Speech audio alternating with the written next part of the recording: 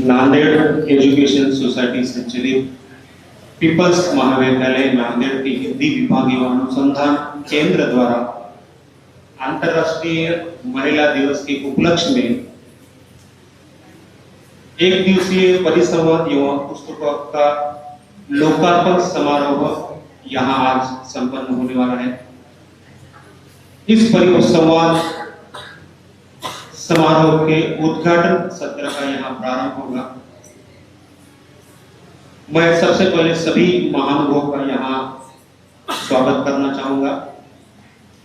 इस उद्घाटन सत्र के सभी मंच पर उपस्थित सभी महानुभावों को शब्द सुनो द्वारा स्वागत करते हुए मैं उनको यह अनुरोध करूंगा कि इस उद्घाटन सत्र का प्रारंभ परम पूज्य स्वामी रामानंद तीर्थ की प्रतिमा पूजन से होगा। सभी से अनुरोध है कि वे स्वामी जी की प्रतिमा का पूजन।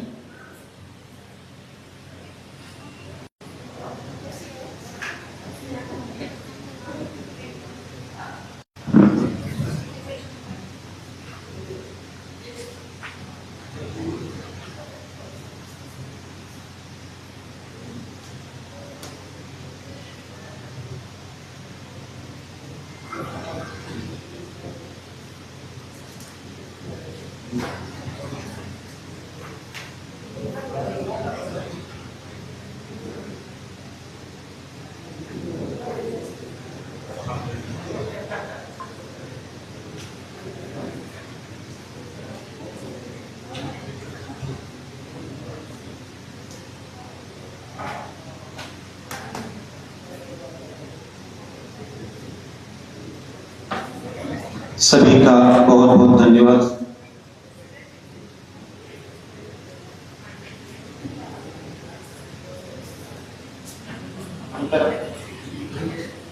अंतर्राष्ट्रीय महिला दिवस कल था और आज महाविद्यालय की ओर से यह एक परिसंवाद का आयोजन करके यह दिवस यहाँ मनाया जा रहा है। समकालीन लेखक इस विषय पर आज का यह परिसंवाद जो आयोजित किया जा रहा है। मैं अधिक समय न लेते हुए मंच पर उपस्थित सभी महानुभावों का स्वागत समारोह यहाँ संपन्न करेंगे। सबसे पहले तो मैं आज के इस परिसंवाद के उद्घाटन सत्र की अध्यक्षा माननीय प्राध्यापक सौ श्यामल पत्की मैम का स्वागत करने का अनुरोध महाविद्यालय के प्रभारी प्रधानाचार्य डॉक्टर भानेगांवकर सर से अनुरोध करूंगा कि वे आज के इस परिसंवाद के उद्घाटन सत्र की अध्यक्षा तथा नांदेड़ एजुकेशन सोसाइटी की सचिव प्राध्यापक श्यामल पत्की मैम का स्वागत करें।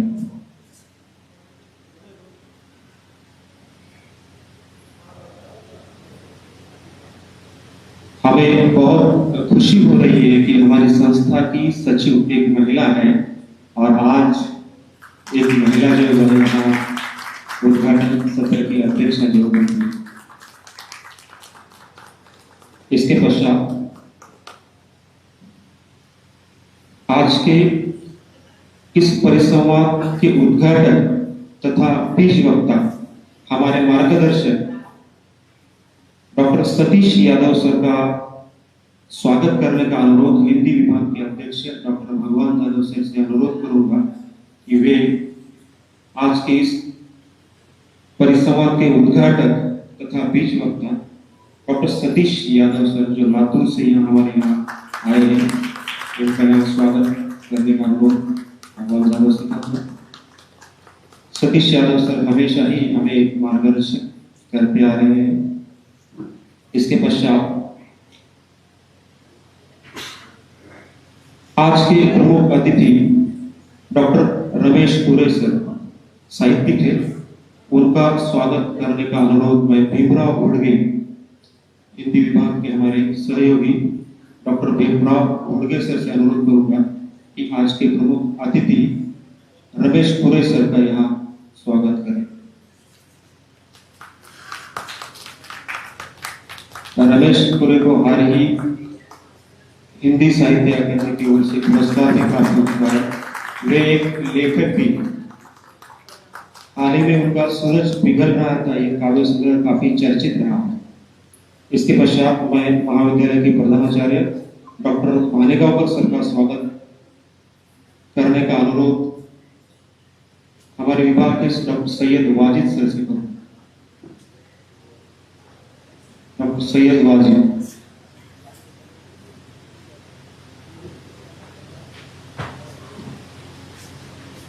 महाविद्यालय के हमारे प्रधानाचार्य भानेगांवकर सर, वे हमारे हर समारोह के लिए एक प्रेरणा के रूप में जो सामने आ रहे हैं, हमेशा ही सहयोग उनका रहा है। इसके पश्चात महाविद्यालय के उप प्रधानाचार्य डॉक्टर ए सिद्धवाड़ का स्वागत करने का अनुरोध मैं डॉक्टर वर्षा मौर्य मैडम को अनुरोध करूंगा कि वे वहां स्वागत करें। महाविद्यालय के उप प्रधानाचार्य डॉक्टर ए सिद्धवाड़ सर।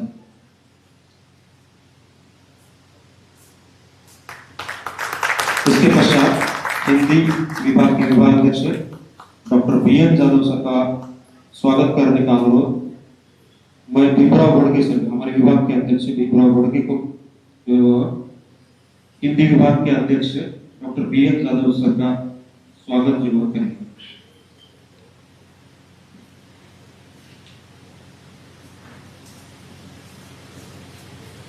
अंतर्राष्ट्रीय महिला दिवस के उपलक्ष्य में आज मैं एक परिसंवाद का एवं कई महिला लेखिकाओं की पुस्तकों का लोकार्पण समारोह यहाँ संपन्न होने जा रहा है।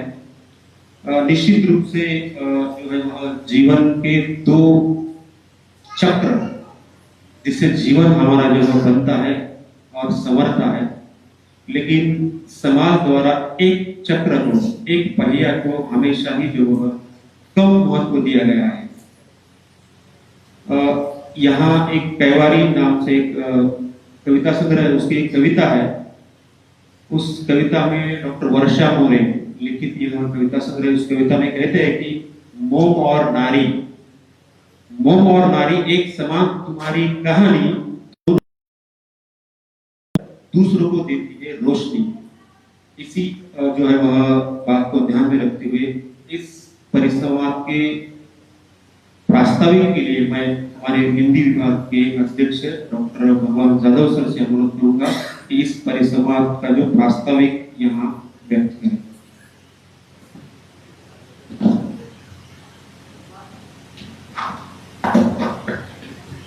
अंतर्राष्ट्रीय महिला दिवस के उपलक्ष्य में आयोजित एक दिवसीय परिसंवाद एवं पुष्पों का लोकार्पण समारोह, इस कार्यक्रम के उद्घाटन समारोह की अध्यक्षता हमारी संस्था की सचिव आदरणीय सौ श्यामलताई पत्ती मैडम। इस परिसंवाद के उद्घाटक एवं बीज वक्ता लातूर से हमारे यहाँ पर उपस्थित डॉक्टर सतीश जी यादव सर, मंच पर उपस्थित डॉक्टर रमेश जी पुरे, हमारे महाविद्यालय के प्रभारी प्रधानाचार्य डॉक्टर एस जी भानेगांवकर सर, उप प्रधानाचार्य डॉक्टर ए एन सिद्धवाड़ सर। इस परिसंवाद के लिए अलग अलग जगहों से हमारे बीच वक्ता के लिए उपस्थित, कन्नड़ से अभी हमारे बीच उपस्थित होने वाले डॉक्टर गोविंद गुर से, डॉक्टर धाप से, वैजापुर छत्रपति संभाजी नगर से हमारे यहाँ पर बीच उपस्थित है, डॉक्टर वर्षा सहदेव कोल्हापुर से हमारे यहाँ पर उपस्थित है, डॉक्टर गोविंद शिवशेट्टे नीलंगा लातूर से हमारे यहाँ पर उपस्थित है, रमेश जी पुरे हिंगोली से यहाँ पर हमारे उपस्थित है, लोहा से डॉक्टर जयराम सुनेशी हमारे यहाँ पर उपस्थित है, और हमारे दोस्त यशवंत कॉलेज से डॉक्टर संदीप पाइकराव यहाँ पर उपस्थित है। मेरे महाविद्यालय के सभी सहयोगी, उपस्थित सभी अनुसंधान करता छात्र और हिंदी प्रेमी दोस्तों, हिंदी विभाग अलग अलग कार्यक्रम यहाँ पर चलाता है। पिछले कुछ वर्षों में हमने यहाँ पर 2 संगोष्ठियों का आयोजन किया था और एक विश्वविद्यालय स्तर की कार्यशाला ली। हमारा विभाग पिछले 10 वर्षों से मैडम कम से कम 2 विद्वत व्याख्यानों का आयोजन करता ही है। और पिछले 5 वर्षों से हमने एक संवाद लेखक से बोलकर एक कार्यक्रम शुरू किया है। वह भी हम कार्यक्रम एक अनोखा कार्यक्रम बोलकर उसको प्रस्तुत करते हैं। इसी की कड़ी में ये आज परिसंवाद का कार्यक्रम रखा गया है। इस परिसंवाद के कार्यक्रम के पूर्व यदि आप लोगों को बता दूं कि वर्षा मोरे मेरी सहयोगी है, उन्होंने विभाग के सामने एक प्रस्ताव रखा कि उनका और उनके जो दोस्त है उनकी पुस्तकों का लोकार्पण करना है। तो उनका कहना था कि किसी यानी प्रतिष्ठित महिला साहित्यकार को आमंत्रित कर उनके कर कमलों द्वारा पुस्तकों का लोकार्पण किया जाए, लेकिन उसके लिए अत्यधिक खर्च आने की संभावना थी। इसका बहुत बजट बढ़ रहा था, इस कारण हमने ये आज की जो कार्यक्रम की रूपरेखा है वो उनके सामने रखी। वो रखने के बाद उन्होंने हाँ कर दी और हमारे प्रधानाचार्य से हम जाकर मिले कि हमने ये योजना बनाई है। उन्होंने तुरंत इस कार्यक्रम लेने को हाँ कर दी और यह आज कार्यक्रम हो रहा है उनके ही मार्गदर्शन में। मुझे बताते हुए बहुत खुशी हो रही है कि हमने ये सोच समझकर महिला दिवस के उपलक्ष्य में कार्यक्रम रखा है। इसके पीछे की हमारी धारणा ये है, हम समस्त विश्व की मातृशक्ति को वंदन करना चाहते हैं, नमन करना चाहते हैं। हमारी मातृशक्ति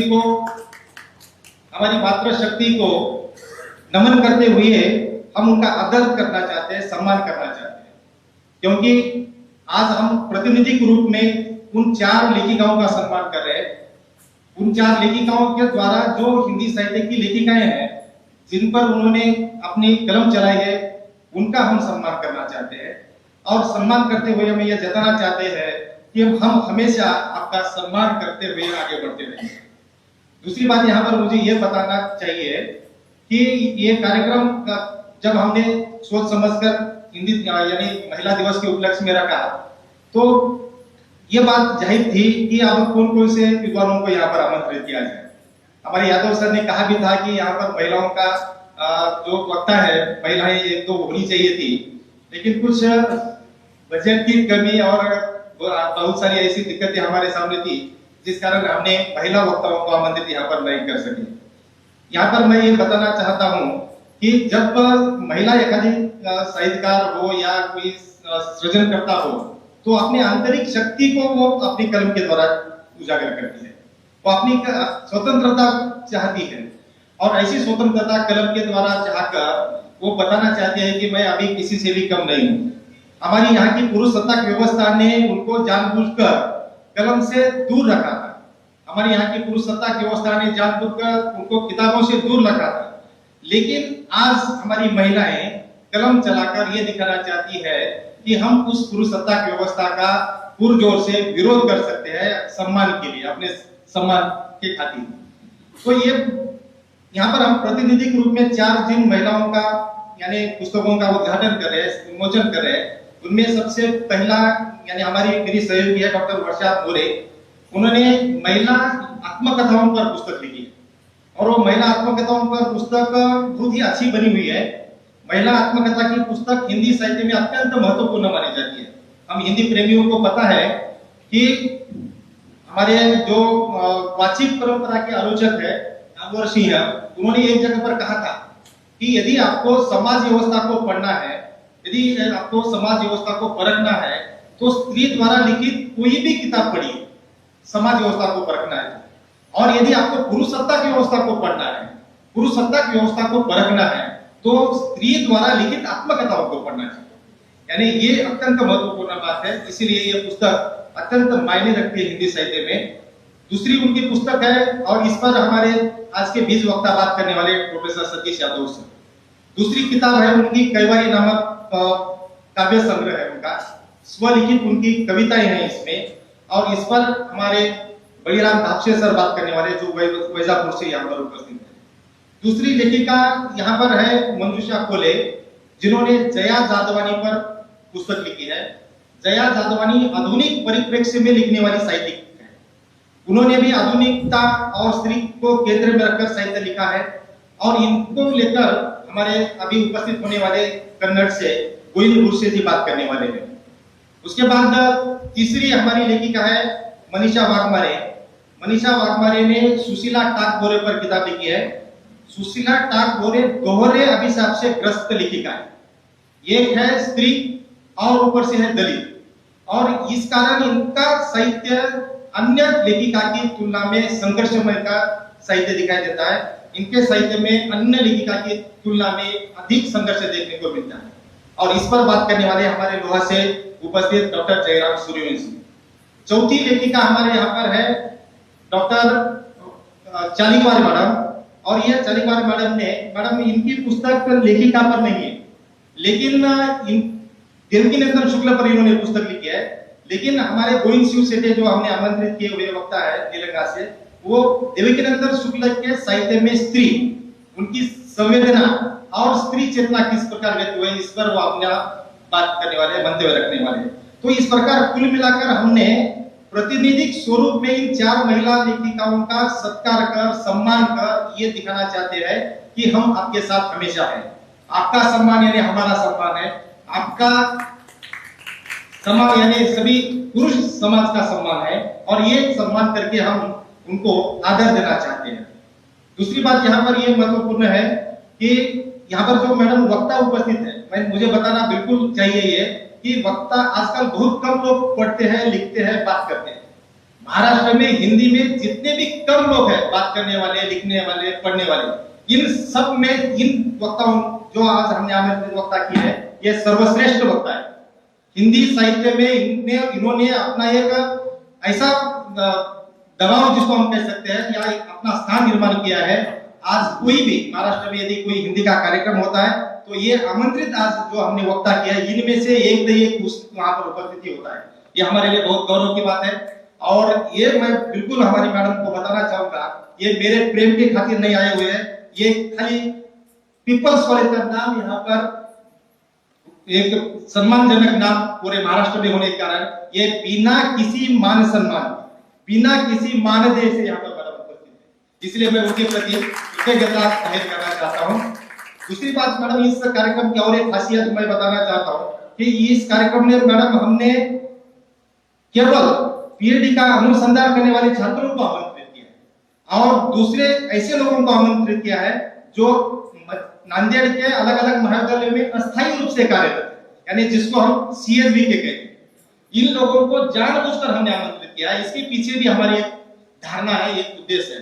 कारण इसका यह है कि जिस प्रकार स्त्री को देखा जाता है, जिस प्रकार आदिवासी को देखा जाता है, जिस प्रकार दलित को देखा जाता है, अल्पसंख्यक वर्गों को देखा जाता है, हाशिए के बाहर रखा जाता है, उसी प्रकार शैक्षिक क्षेत्र में इन सीएसबी वर्ग को भी हाशिए पर रखा जाता है। इनका भी मान सम्मान होना चाहिए, इनकी ओर भी देखने का नजरिया हमारा बदलना चाहिए। और इनकी ओर देखने का नजरिया इसलिए हमारा बदलना चाहिए क्योंकि वो भी मनुष्य है, और हम उनकी भी इज्जत करना चाहते हैं, हम उनका भी सम्मान करना चाहते हैं। इसलिए उनको मैडम जानबूझकर हमने आमंत्रित किया है। और बात यह है कि हमारी जो चार लेखिका है ये भी इसी वर्ग से, इसलिए इनका भी सम्मान दूसरी क्लास में होना आवश्यक था, इसलिए मैं जानबूझकर हमने इनको आमंत्रित किया। अंतिम बात बताना बहुत जरूरी है कि मैडम हिंदी विभाग ने आयोजित कार्यक्रम किया है, लेकिन इनका लगभग खर्च लेखिकाएं कर रही है। लेकिन ऐसी बात नहीं है कि हमारा कॉलेज भी इसके पीछे है। हमारे प्राचार्य पहले से ही हिंदी पर अत्यधिक प्रेम करने वाले, हिंदी विभाग पर प्रेम करने वाले हैं। आज तो हम उनके दोस्ती हैं, इसमें कोई दो राय नहीं। इन्होंने कहा था कि भगवान जी आप कार्यक्रम अच्छा लीजिए, जो खर्चा हो रहा है वो होने दीजिए, लेकिन इनका इसमें बड़प्पन है। इन्होंने मुझे सहकार्य किया और मार्गदर्शन किया, इसी कारण ये कार्यक्रम हम इस प्रकार का आयोजित कर पाए। अंतिम बात में प्रेमचंद की कुछ पंक्तियों को जोड़कर अंतिम बात समाप्त करना चाहता हूँ। स्त्री और पुरुष को लेकर वो बात है।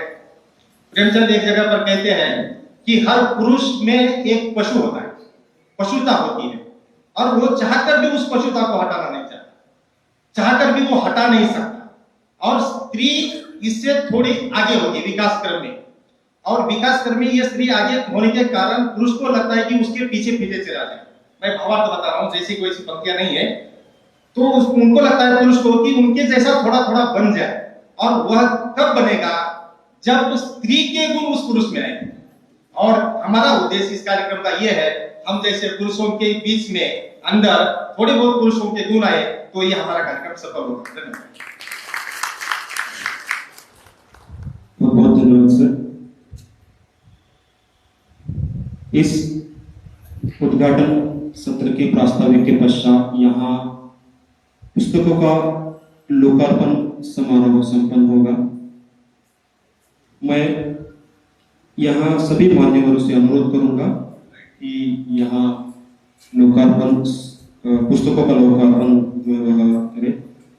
मैं यहाँ आमंत्रित करना चाहूंगा उन लेखिकाओं का जिनकी यहाँ किताबों का विमोचन होने वाला है।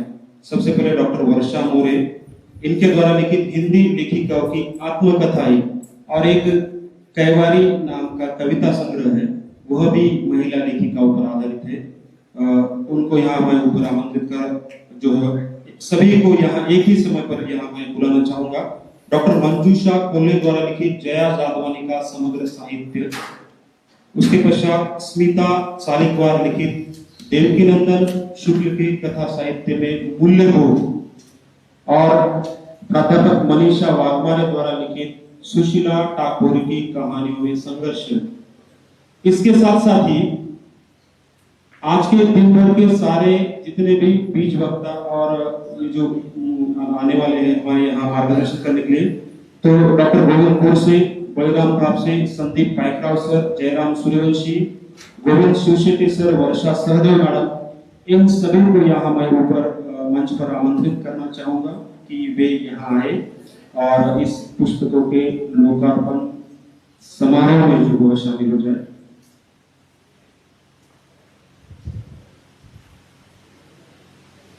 इन सभी पुस्तकों पर विश्लेषण किया है। महिलाओं की समस्याओं संघर्ष पर आधारित यह सारी किताबें हैं। इन सारी पुस्तकों में हमने देखा है एक तो महिला और ऊपर से लेखिका भी महिला है। उसमें से एक पुस्तक जो देवकीनंदन शुक्ल की बात की है, डॉक्टर स्मिता सालिकवार लिखित देवकीनंदन शुक्ल के कथा साहित्य में मूल्यबोध है, लेकिन उसमें भी वह केंद्रित स्त्री पर है। सभी मानवों से अनुरोध करूंगा कि वे जो वह पुस्तकों का लोकार्पण समारोह संपन्न करें। हमारे यहाँ उपस्थित हुए हैं रमेश कुरे हिंगोली सर, डॉक्टर गोविंदपुर से Chhatrapati Sambhajinagar, doctor Baliram Dhapse Chhatrapati Sambhajinagar, doctor Sandeep Paikrao Nanded, doctor Jayram Suryavanshi Loha, doctor Govind शिवशेट्टी Latur से आए हैं, डॉक्टर वर्षा सहदेव कोल्हापुर से यहाँ जो है वह इस परिसंवाद में शामिल होने के लिए सभी से अनुरोध करूंगा कि वे यहाँ पुस्तकों का लोकार्पण समारोह संपन्न करें। गोविंदपुर से सर आए हैं, उनको भी मैं अनुरोध करूंगा कि वे यहाँ आए।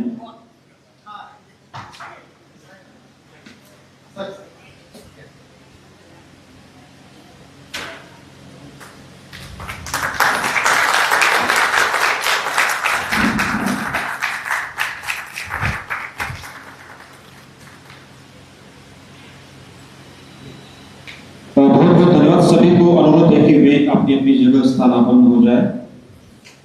सभी महानुभावों को अनुरोध है कि वे अपनी अपनी जगह स्थानापन्न हो जाए।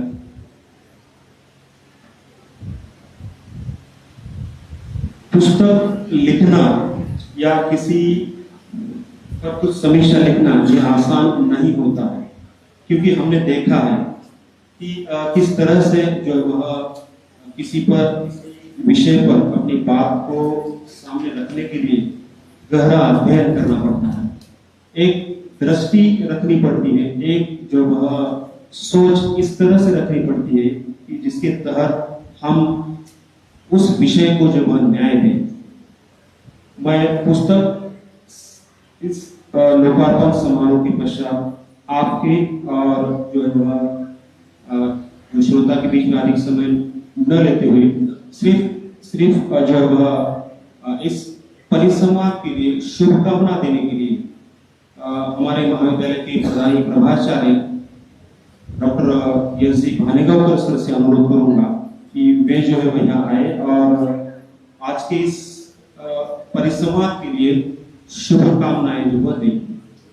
महाविद्यालय के प्रभारी प्रधानाचार्य डॉक्टर एस जी भानेगांवकर सर।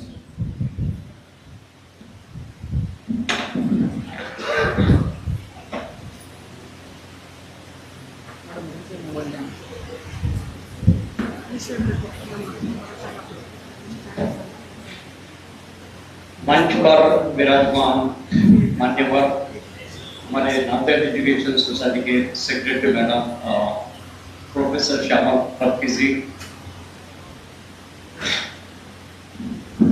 इस कार्यक्रम के अध्यक्ष है वो, इस अंतर्राष्ट्रीय महिला दिन के उपलक्ष्य में ये जो हिंदी विभाग की तरफ से कार्यक्रम का आयोजन किया है, इसके उद्घाटक प्राचार्य सतीश यादव जी जो लातूर से हमारे बीच उपस्थित हुए हैं। इसके बाद महाविद्यालय के उप प्राचार्य अशोक सिद्धिवार जी, रमेश गुरे जी, गोविंद खुरसे जी, बलिराम धापसे जी, संदीप पाइकराव जी जो यशवंत कॉलेज से हमारे बीच उपस्थित है, जयराम जी, सूर्यवंशी जी जो लोहा से उपस्थित है, शिव शेट्टी जी और वर्षा सहदेव जी। इस अंतर्राष्ट्रीय महिला दिन के उपलक्ष्य में हिंदी विभाग की ओर से इस कार्यक्रम का जो आयोजन किया है और कुछ 4-5 किताबों का जो अभी विमोचन हुआ है, तो इसके बारे में मैं जो भी लेखक है इनको हार्दिक बधाई देता हूँ और इस कार्यक्रम के आयोजन के लिए हिंदी विभाग को मैं हार्दिक बधाई देता हूँ। भगवान जी जादव पिछले 6-7 महीने से देख रहा हूँ मैं। आर्यम जादव से रिटायर होने के बाद लगभग अभी 7 महीने हुए मुझे, 2-3 दिन कम है। तो आर्यम जादव जी जब प्राचार्य थे तब मैं उनका लाडला ये छोटी इंग्रजी डिपार्टमेंट का ऐसा लोग अक्सर कहते थे कि भानेगांवकर आर्यम जादव साहब के लाडले हेड ऑफ द डिपार्टमेंट है। और जब मैं प्राचार्य बना हूँ, प्रभारी प्राचार्य, क्योंकि प्राचार्य बोलूंगा तो कुछ लोगों को आपत्ति हो सकती है, प्रभारी, तो मैं जब अंग्रेजी का प्राचार्य बना हूँ, प्रभारी प्राचार्य, तो मैंने पूरा ऋण चुकता किया है। मेरे सबसे लाडले, किसी को गुस्सा आए परवाह नहीं, मेरे सबसे लाडले विभाग प्रमुख अगर कोई है तो भगवान जादव जी है। क्योंकि पिछले 7 महीने में लगभग 7 से 8 बड़े अच्छे कार्यक्रमों का आयोजन किया है और हर कार्यक्रम का आयोजन इतने साफ सुथरे ढंग से, इतने बढ़िया ढंग से। आज का भी ये सिर्फ एक्चुअली आमंत्रित लोगों के लिए, पहले हमारा प्लान था 50-60 लोगों का बुलाया जाए, उनको आमंत्रित किया जाए, लेकिन बढ़ते बढ़ते तादाद ये 100 के ऊपर गई। इससे आपको हार्दिक बधाई। जो आज के राइटर्स है जिन्होंने ये किताब लिखी है, इसमें है मंजूषा कोल्ले मैडम, वर्षा मोरे जी, मनीषा जी बागमारे और स्मिता चालीकौर। ये इनको भी मैं बधाई देता हूँ। और ये इतना इसका आयोजन परफेक्ट है कि मैं अंतर्राष्ट्रीय महिला दिन के ही दिन कल हुआ है, एक दिन आगे, क्योंकि कल इतवार था, तो हमने तय किया कि ये कार्यक्रम महिला दिन के उपलक्ष्य में किया जाए। हमारी अक्सर बात होती थी और सर ने कहा कि ये कार्यक्रम का आयोजन करना है। महिला 8 मार्च आ रहा है और इससे बढ़िया मौका हमें नहीं मिलेगा। तो सभी नारी शक्ति को मेरा सलाम। आज का दिन मेरे 7 महीने के कार्यकाल में सबसे अच्छा दिन मानूंगा मैं, क्योंकि आज सुबह हमने 9 बजे जो हमारा स्टाफ है, लेडी स्टाफ, रेगुलर फैकल्टी और सीएचपी, इनका 9 से 9:30 पौने 10 तक ये कार्यक्रम चला। मेरे कैबिन में ही हमने इनका सत्कार का आयोजन किया था और लगभग 25-30 हमारे जो महिला स्टाफ है ये सुबह उपस्थित थे। मैंने उनके साथ चाय पी, मैंने उनको फूल दिया। तो ये महिला दिन का कार्यक्रम मेरे कार्यकाल में आज ये हुआ है, सुबह ही हुआ है और अभी ये दिन भर ये आज चलने वाला है। तो इस बात की मुझे बहुत खुशी है। मैं क्या कर सका हूँ महिलाओं के लिए क्या नहीं, 6-7 महीने में ये बहुत कुछ करना चाहता था मैं, लेकिन तकलीफ की बात ये थी कि कॉलेज, पीपल्स कॉलेज चलाना ये कोई मामूली बात नहीं रहती, ये जगन्नाथ का रथ खींचने जैसा होता है और ये टीम वर्क होता है। कोई भी कॉलेज चलाना, घर भी चलाना है, अगर 4 मेंबर है घर में तो चारों को भी काम बांटना पड़ता है, चारों को कुछ न कुछ घर में हाथ उसमें कंट्रीब्यूशन होना पड़ता है। बच्चों का हो, अगर ऑफिस में काम करने वाला आदमी हो वो भी घर में आके कुछ मदद करता है, और ये तो पीपल्स महाविद्यालय है, ये जगन्नाथ के रथ से कोई कम नहीं है और ये एक टीम वर्क होता है। लेकिन अफसोस की बात है कि मेरे पास टीम नहीं थी 7 महीने में। मैं और आडे सर हम जितना खींच पाए उतना खींचा है हमने। काफी लोगों ने ऑफकोर्स इसमें मदद की है, आगे आगे बात करते थे, लेकिन मैंने और आडे सर ने इस रथ को 7 महीने खींचा है विदाउट टीम वर्क, क्योंकि वाइस प्रिंसिपल्स होते हैं कॉलेजेस में, okay, 2-2, 3-3 vice principal peoples college में रहा करते थे, जो मुझे मेरे नसीब में नहीं थे शायद, ये कहूंगा मैं। तो जितना हो सके उतना मैं महिला स्टाफ के लिए करने की कोशिश किया। आज सुबह महिलाओं को पूछा मैंने मेरे स्टाफ में जो है कि भाई आपके क्या रिक्वायरमेंट है बताइए मुझे, जो हो सके उतना किया है मैंने, पहले 2-3 महीने में किया था। लेकिन अभी आज मैडम उनकी रिक्वायरमेंट अगर मैं आपके भी डाक पे ये बात होना चाहिए, धूप काल आ रहा है तो हमारे लेडीज स्टाफ ने सुबह डिमांड की कि लेडीज रूम में एक एसी होना चाहिए, तो मैं आज या कल 1-2 दिन में ये एसी लगवाने जा रहा हूँ, आपकी अनुमति इसमें है। ये महिला दिन के उपलक्ष्य में ग्रेजुएट देता हूँ, आई थिंक इम्पोर्टेंट। तो बहुत कुछ करने की चीज है। हमारे लेडीज स्टाफ रूम में सैनिटरी नैपकिन की वेंडिंग मशीन्स एक काम नहीं करती, ये एक है ही नहीं, तो उसमें भी हम प्रयास करके 1-2-3 दिन में ये भी इंस्टॉल करने का हम प्रयास करेंगे। तो मैं आज अंतर्राष्ट्रीय महिला दिन के उपलक्ष्य में ये भगवान जी ने जो कार्यक्रम आयोजित किया है, मेरे लाडले विभाग प्रमुख, तो उनको हार्दिक बधाई देता हूं मैं। सर आपने बहुत 6-7 महीने में बड़े-बड़े अच्छे कार्यक्रमों का आयोजन किया है। तो जैसा आपके प्रिंसिपल थे पहले, आपके विभाग के आर्यन डॉक्टर सर, मुझे काफी उनका सहकार्य रहा है विभाग, अंग्रेजी विभाग चलाने में, और उनसे वही सीखा मैंने, और वही मैंने मेरा उत्तरदायित्व जो था, मेरी जो रिस्पॉन्सिबिलिटी थी, मैंने हिंदी विभाग में, और हिंदी का मेरा लगाव बचपन से रहा है। हिंदी में मेरे अच्छे दोस्त रहे हैं, आर्यन जादव सर, चिखलीकर साहब थे, तो ये हिंदी और अंग्रेजी राष्ट्रीय और अंतरराष्ट्रीय भाषाओं का ये जो मिलाप है, ये भी मुझे बहुत अच्छा लगता है। मेरा प्यार आप पे बरकरार रहेगा हिंदी विभाग पे, और आपको भी हार्दिक बधाई देता हूँ मैं, और पूरी नारी शक्ति को महाविद्यालय की तरफ से सलाम। धन्यवाद। बहुत बहुत धन्यवाद सर। हिंदी साहित्य में महिला लेखन की 2 परंपराएं समानांतर चलती। एक परंपरा जो यह चाहती है कि स्त्री की प्रगति में पुरुष सबसे बड़ी बाधा है और वह निरंकुश स्वायत्तता चाहता है। एक वर्ग इस तरह का है और दूसरा वर्ग जो पुरुष को बाधा नहीं मानती। तो कुछ भी हो, इन 2 प्रवाह को लेकर हिंदी साहित्य में बहुत कुछ लिखा गया है, विशेष रूप से कथा साहित्य अधिक मात्रा में जो लिखा गया है। फिर भी कुछ भी हो, लेकिन स्त्री का जो समर्पण है वह बहुत महत्वपूर्ण है। डॉक्टर रमेश पुरे का जैसे मैंने उल्लेख किया था कि सूरज पिघल रहा था, एक काव्य संग्रह है, उसमें एक स्त्री नाम की कविता है, उसकी 2 पंक्तियां मुझे सर के इस बात से याद आती है। प्रेम ही है उसका तन मन और धन, प्रेम ही उसका तन मन और धन, स्त्री का मतलब केवल समर्पण, केवल समर्पण। मैं अधिक समय न लेते हुए आज के इस उद्घाटन सत्र के बीज वक्ता तथा हमारे मार्गदर्शक डॉक्टर सतीश यादव सर से अनुरोध करूंगा कि वे यहाँ आए और अपना वक्तव्य जो बने।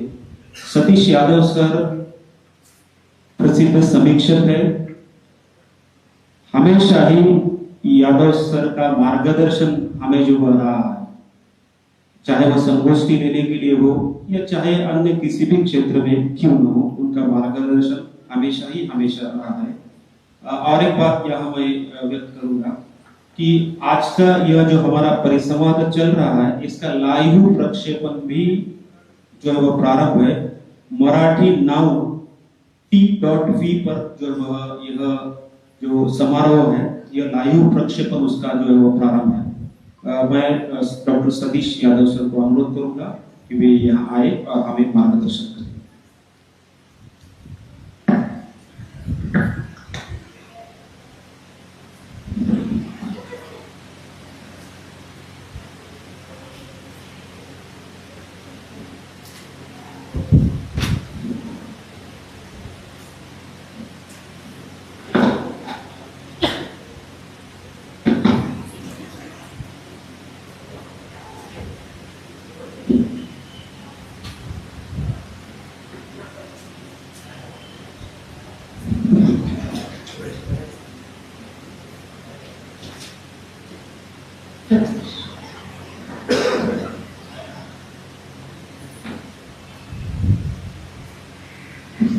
सबसे पहले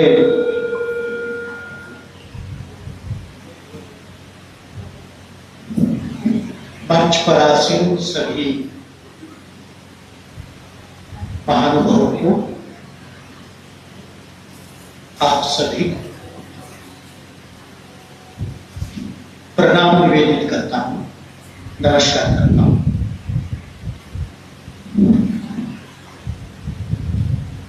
पीपल्स महाविद्यालय नांदेड़ के हिंदी विभाग द्वारा एक दिवसीय परिसंवाद का आयोजन यहां संपन्न हो रहा है। इस परिसंवाद के लिए अध्यक्ष के रूप में उपस्थित नांदेड़ एजुकेशन सोसाइटी की महामंत्री, मराठी की सुव्याख्यात अध्येता वक्ता आदरणीय श्यामला पक्की जी, इस महाविद्यालय के कार्यवाहक प्राचार्य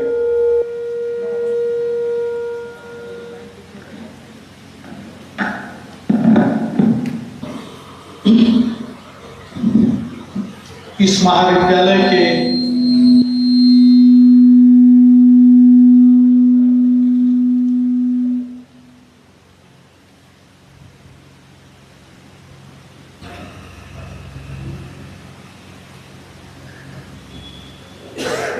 ऐसा लग रहा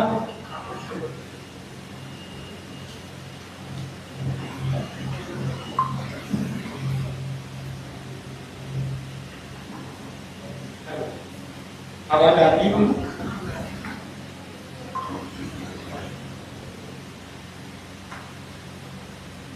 इस महाविद्यालय के कार्यवाहक प्राचार्य अंग्रेजी के विद्वान डॉक्टर धानीगांवकर जी, उप प्राचार्य सिद्धेवार जी,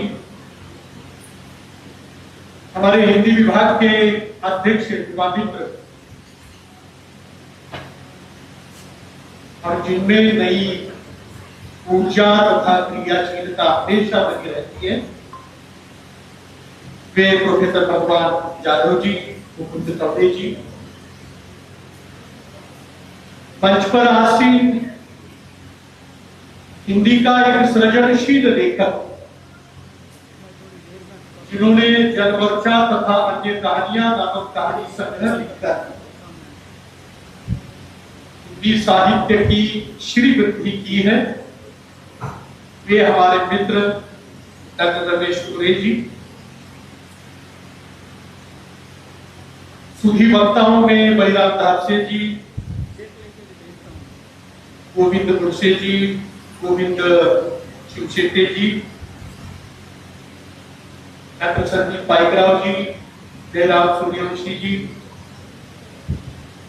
अर्थशास्त्र के हमारे वरिष्ठ स्नेही आदरणीय सर, जिन 4 लेखिकाओं की पुस्तकों का विमोचन यहां हुआ, डॉक्टर वर्षा मोरे जी, डॉक्टर मंजूषा कोल्हे जी, डॉक्टर स्मिता चालीवाल जी, प्राध्यापक मनीषा वाघमारे और उपस्थित तमाम मेरे साथी,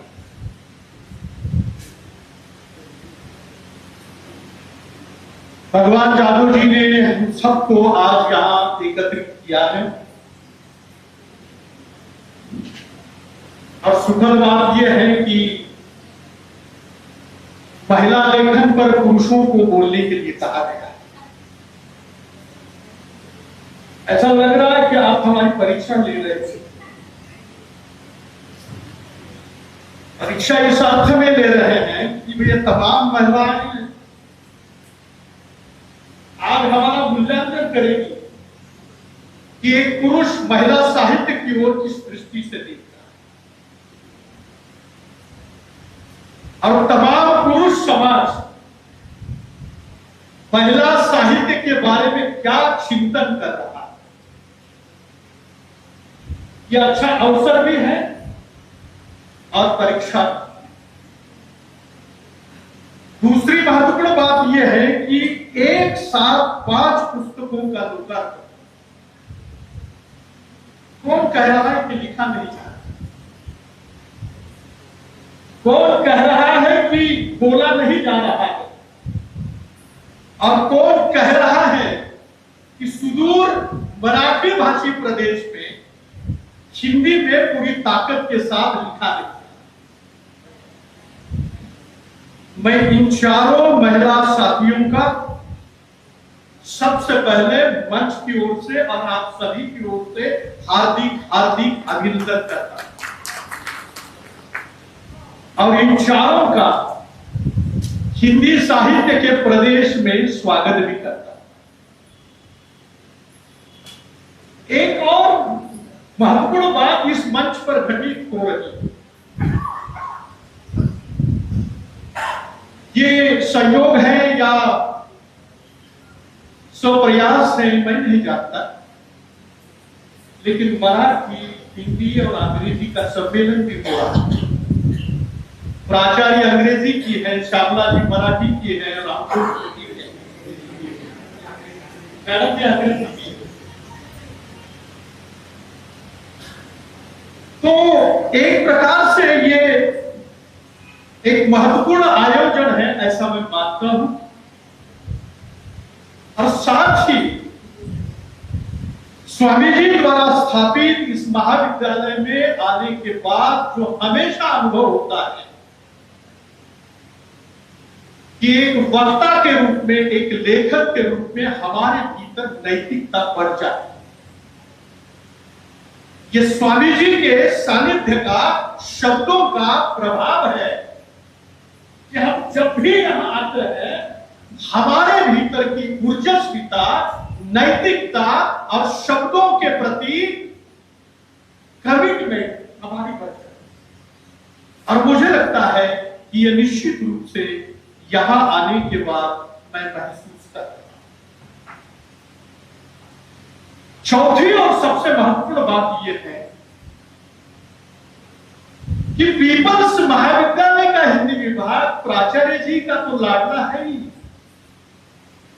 लेकिन पीपल्स महाविद्यालय के हिंदी विभाग को एक गौरवशाली परंपरा है, विद्वत जड़ों की परंपरा रही है जिन विद्वानों ने इस विभाग की कमान संभाली। उसमें देशपांडे मैडम हो, रमा नवले जी हो, भगवान जी हो और उनके पहले भी कई साथीगण आए जिन्होंने इस विभाग को विद्यार्थी केंद्रीय, अध्यापन केंद्रीय और साथ ही पढ़ने लिखने वाले लोगों के लिए हमेशा मंच उपलब्ध कराने का काम किया है। इसलिए मैं सबसे पहले हिंदी विभाग का भी हार्दिक अभिनंदन करता हूं। मित्रों, अंतर्राष्ट्रीय महिला दिवस के उपलक्ष्य में आज यह परिसंवाद हो रहा है। वैसे महिला दिवस 8 मार्च को लिखे हुए, उसका इतिहास, उसकी परंपरा, उसके कारक तत्वों की खोज करने का यह समय नहीं है। लेकिन मुझे लगता है कि जिस समाज में, जिस सभ्यता में स्त्री अगर वंदनीय है, स्त्री आदर की पात्र है, स्त्री सम्मान की अधिकारिणी है, उस समाज में महिला दिवस मनाने की आवश्यकता नहीं।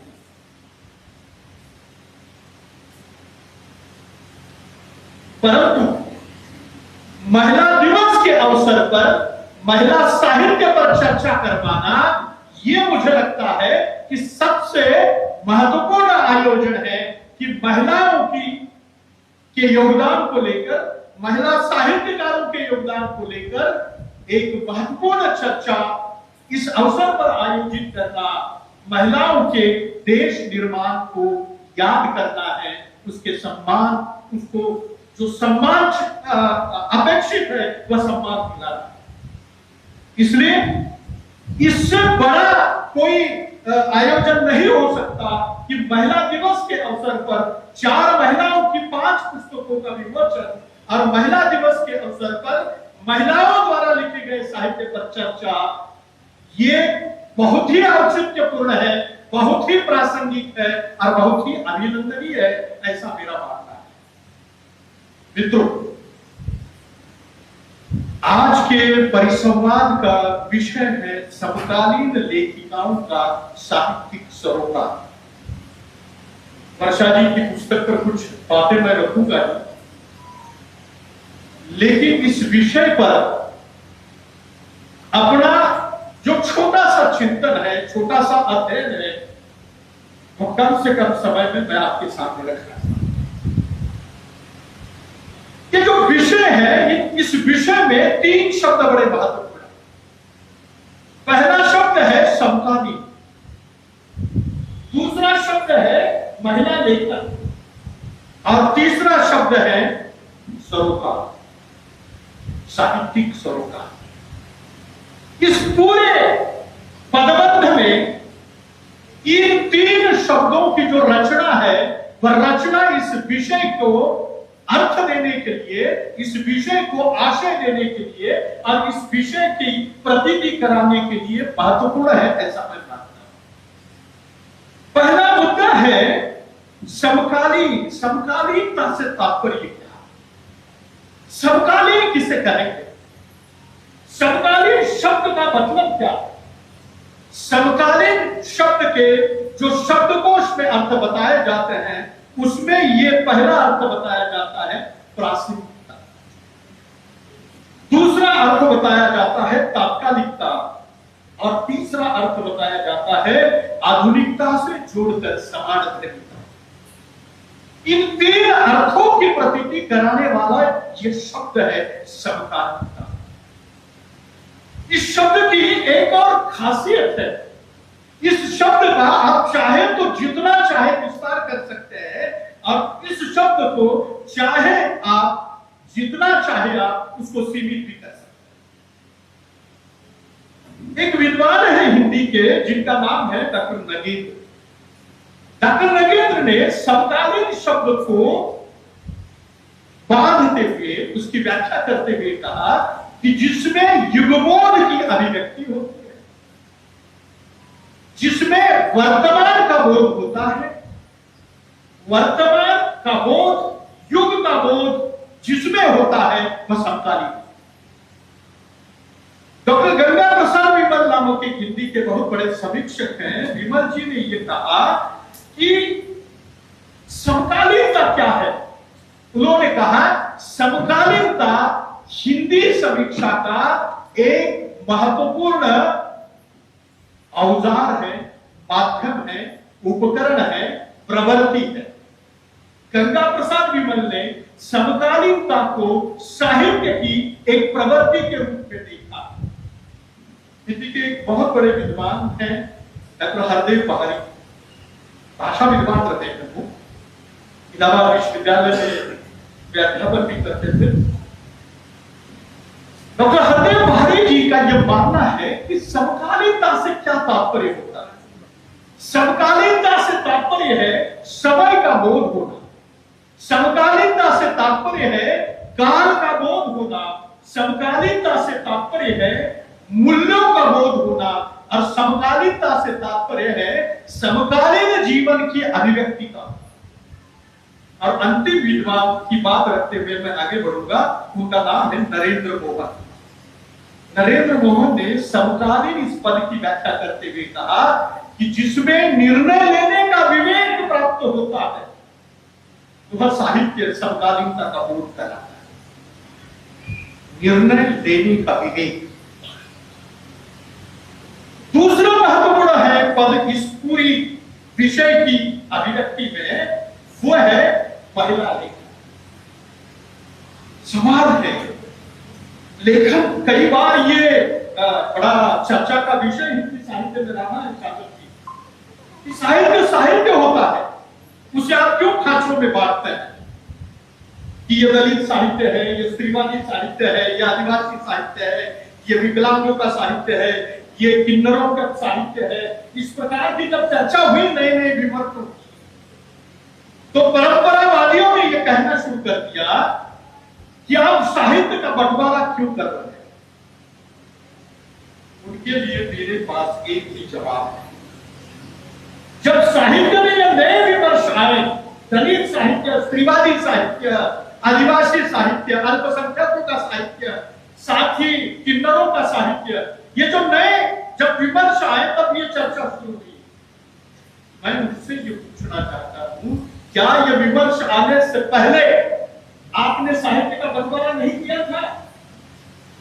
कविता में तो इतने खंड विखंड निर्माण किए थे कि यह विवेदीकालीन कविता है, यह प्रयोगवादी कविता है, यह नई कविता है, यह प्रगतिवादी कविता है, ये हालावादी कविता है, ये क्या शाखोत्तरी कविता है।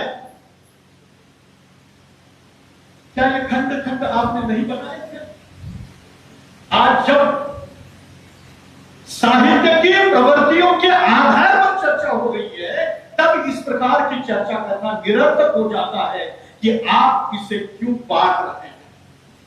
हम इसे बांट नहीं रहे हैं, हम इसे प्रवृत्ति के रूप में। साहित्य से पहले शब्द आया महिला साहित्य। यह महिला साहित्य क्या है? महिलाओं के द्वारा महिलाओं के जीवन पर, महिलाओं के प्रश्नों के संबंध में, महिलाओं की संवेदना को लिखा गया साहित्य महिला साहित्य।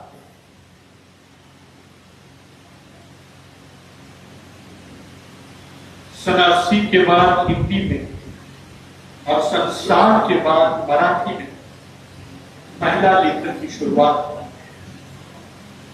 क्या कारण है कि उसके पहले न मराठी में और न ही हिंदी में महिला लेखन, स्त्री लेखन, स्त्रीवादी लेखन, स्त्री विमर्शों वाला लेखन नहीं होता?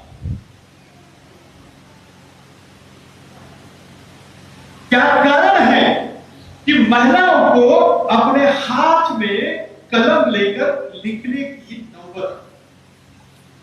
क्या कारण है कि महिलाएं अब अपना आकाश और अपनी जमीन की खोज करने लगी? क्या कारण है कि महिलाओं के दुखों की चर्चा, महिलाओं के शोषण की चर्चा, महिलाओं के दर्द की चर्चा साहित्य में अब पूरी शिद्दत के साथ हो रही है? उसका कारण यह है जो भोग रहा था वह लिख नहीं रहा था, और जो लिख रहा था वो भोग नहीं रहा।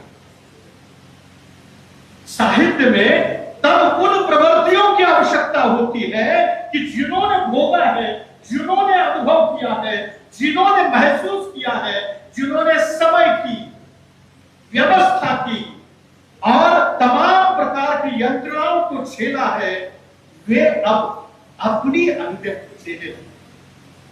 इसलिए एक शब्द में अगर कहना हो, जो अब तक बेजुबान थे, गूंगे थे, अलक्षित थे, अब वो बोलने लगे, अब वो कहने लगे हैं, अपनी बात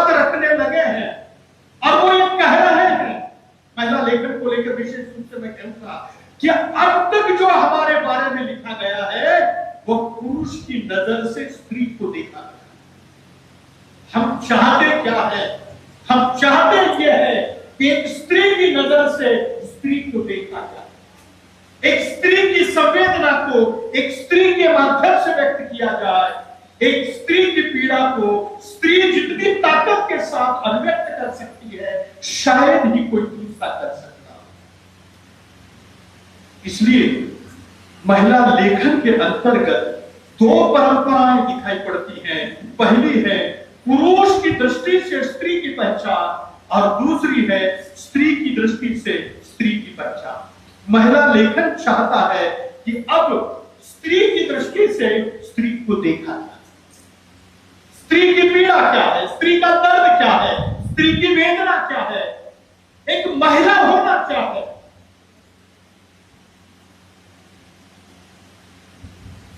एक महिला होने का दर्द क्या है। इसलिए ये कहा जाता है कि जाके पाव न फटी विवाही सो क्या जाने पीर पर। जाके पाव न फटी विवाही सो क्या जाने पीर पराई। महिला ने पहली बार दुर्ग द्वार पर दस्तक दी, परंपरागत व्यवस्था के सामने कुछ सवाल खड़ा, पारंपरिक व्यवस्था के सामने सवाल करने का साहस दिखाता है। तमाम महिला लेखन के केंद्र में मुझे सबसे बड़ा बिंदु अगर क्या लगता है वो है प्रश्न करने का साहस। स्त्रियों ने पहली बार, शिक्षित स्त्रियों ने, जिन्हें सभ्यता की पहचान हुई, जिन्हें अपनी पहचान हुई, जिन्होंने स्वर की खोज की, उन महिलाओं ने पहली बार व्यवस्था के सामने खड़े होकर सवाल किया कि हम ऐसे क्यों हैं और हम भी मनुष्य हैं। और जब ये चुनौती लेकर खड़ी हुई, महिला लेखन प्रस्तावित व्यवस्था के सामने चुनौती लेकर खड़ा है। महिला लेखन परंपरागत सोच के सामने चुनौती बनकर खड़ा है कि हम इस व्यवस्था का अगर आधा हिस्सा है तो हम इस व्यवस्था में कहा, हमारा अस्तित्व क्या है, हमारी अस्मिता क्या है, हमारी पहचान क्या है। और उस पहचान के बिंदुओं को लेकर महिला लेखन आगे बढ़ता है और अपने जीवन की सच्चाई को खोल देना चाहता है, अपने दर्द को साझा करना चाहता है, वो बदल देना चाहता है इस परंपरागत व्यवस्था। जब महिला ने पहली बार कलम उठाई, उसके सामने दो प्रमुख चुनौतियां थी। एक थी पितृसत्तात्मक व्यवस्था और दूसरी चुनौती थी धर्म और शास्त्रों की गई रचना। सारे धर्मों के संस्थापक कौन है? सारे शास्त्रों के रचयिता कौन है? महिलाओं ने पहली बार उन पुरुष मानसिकता के द्वारा, पुरुषी मानसिकता, पुरुषी अहंकार और पुरुष सत्ता व्यवस्था की द्वारा निर्मित रचनाओं को चुनौती देने का काम किया और यह बताने का काम किया कि हम इन शास्त्रों में कैसे हैं, इन शास्त्रों में हमारी स्थिति क्या है। और ये महिलाएं पहली बार शास्त्रों की समीक्षा करने लगी, धर्मों की समीक्षा करने लगी, पितृसत्तात्मक व्यवस्था की सीमाएं बदलाने लगी और कहने लगी कि इस पितृसत्तात्मक व्यवस्था में स्त्री द्वयम क्यों है। इसकी चर्चा दुनिया भर में हुई, सिमोन से भी हुई, सिमोन से पहले कई विदेशी महिलाओं ने इसकी चर्चा की।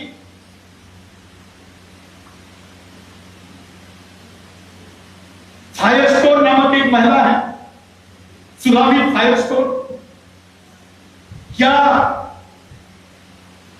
कई सारी ऐसी महिलाएं चिंतक महिलाएं सामने आई जिन्होंने पहली बार पितृसत्तात्मक व्यवस्था की जो स्थिति है, पितृसत्तात्मक व्यवस्था में जो कमियां है, पितृसत्तात्मक व्यवस्था की जो जकड़बंदियां है उसको खोलने की बात, और साथ ही यह बताने का प्रयास किया कि शास्त्र पुरुषों द्वारा निर्मित है, धर्म पुरुषों द्वारा निर्मित है, और वो पुरुषों द्वारा निर्मित है इसलिए हमारा विरोध नहीं है। इसलिए हमारा विरोध है कि वह धर्म ही है जो हमारा तमाम प्रकार का शोषण करता है। वह शास्त्र ही है जिसमें यह लिखा गया था कि न स्त्री स्वातंत्र अहर। यह वही स्मृति ग्रंथ है जिन स्मृति ग्रंथों में लिखा गया था कि यत्र नार्यस्तु पूज्यन्ते रमन्ते तत्र देवता, परंतु उसी शास्त्र में लिखा गया कि स्त्री नारी नरकश्यम द्वारा। ये कहा जाने लगा, स्त्री जब सोचने लगी, समझने लगी, अनुभव करने लगी, पढ़ने लगी, तो उसने शास्त्रों की सीमाएं बतलाना शुरू किया, धर्म की सीमाएं बतलाना शुरू किया, और साथ ही पितृसत्तात्मक व्यवस्था की सीमाओं को पूरी आक्रामकता के साथ बतलाना शुरू। क्या कारण था? कारण यही था कि स्त्री अब आत्मनिर्भर हो रही, स्त्री अब आक्रामक हो रही, स्त्री ने अपने देह अस्तित्व की पहचान भी करना शुरू किया था, और स्त्री ने यौनिकता के प्रश्नों को भी लेकर भी चर्चा करना शुरू किया।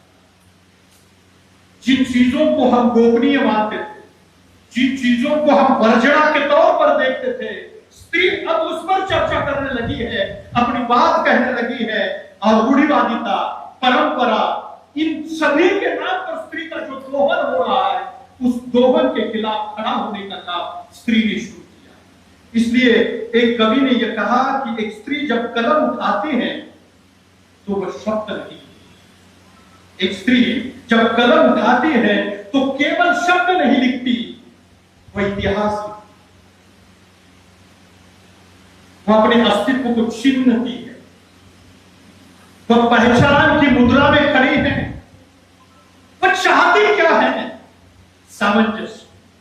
वह चाहती है सह अस्तित्व, वह चाहती है समता, वह चाहती है आदर, वह चाहती है कि केवल जेंडर के धरातल पर समानता नहीं, वह चाहती है कि हम भी मनुष्य है और इस व्यवस्था में हमें भी मनुष्य के रूप में स्वीकार किया जाए। इतनी सी उसकी मांग, उसकी मांग सही मायने में वर्चस्व को चुनौती देती है, और उसी की मांग अपने शब्दों पर जीने का साहस। इसलिए लवलीन की कहानियां आप पढ़िएगा, इसलिए चित्रा मुद्गल की प्रेत योगी कहानी पढ़िएगा, तमाम प्रकार की कहानियां, तमाम प्रकार के उपन्यास जब आप पढ़ेंगे तो महसूस करेंगे कि ये स्त्रियां अब अपनी अस्मिता को लेकर, अपने अस्तित्व को लेकर और अपनी लड़ाई को लेकर कितनी सजग है। मैं तो यह मानता हूं कि स्त्री को तो हर दिन युद्ध लड़ना है, स्त्री को तो हर दिन अपने आप को तैयार रखना है, और स्त्री को तमाम प्रकार की चुनौतियों को स्वीकार करते हुए एक नई व्यवस्था को निर्माण करने के लिए प्रयास करना है। मित्रों, आज कई बार ये मुद्दा बार बार उठाया जाता है कि क्या महिला लेखन की सीमाएं नहीं है? क्या महिला लेखन के या स्त्रीवाद के नाम पर जो मसालेदार लिखा जा रहा, बोल्डनेस के नाम पर श्लीलता और अश्लीलता की बात हो रही है, उसका भी जवाब मैं इस मंच से देना चाहता हूं। इसका जवाब यह है कि जब एक पुरुष स्त्री की यौनिकता की बात करता है, जब एक पुरुष स्त्री देह पर चर्चा करता है, तो उस पुरुष को हम प्रगतिशील मानते हैं,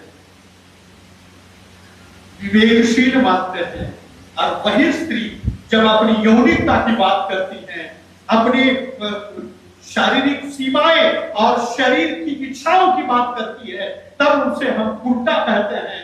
तो ये तो हमारा भेदभाव अभी भी खत्म नहीं हुआ, दृष्टिकोण अभी भी खत्म नहीं हुआ।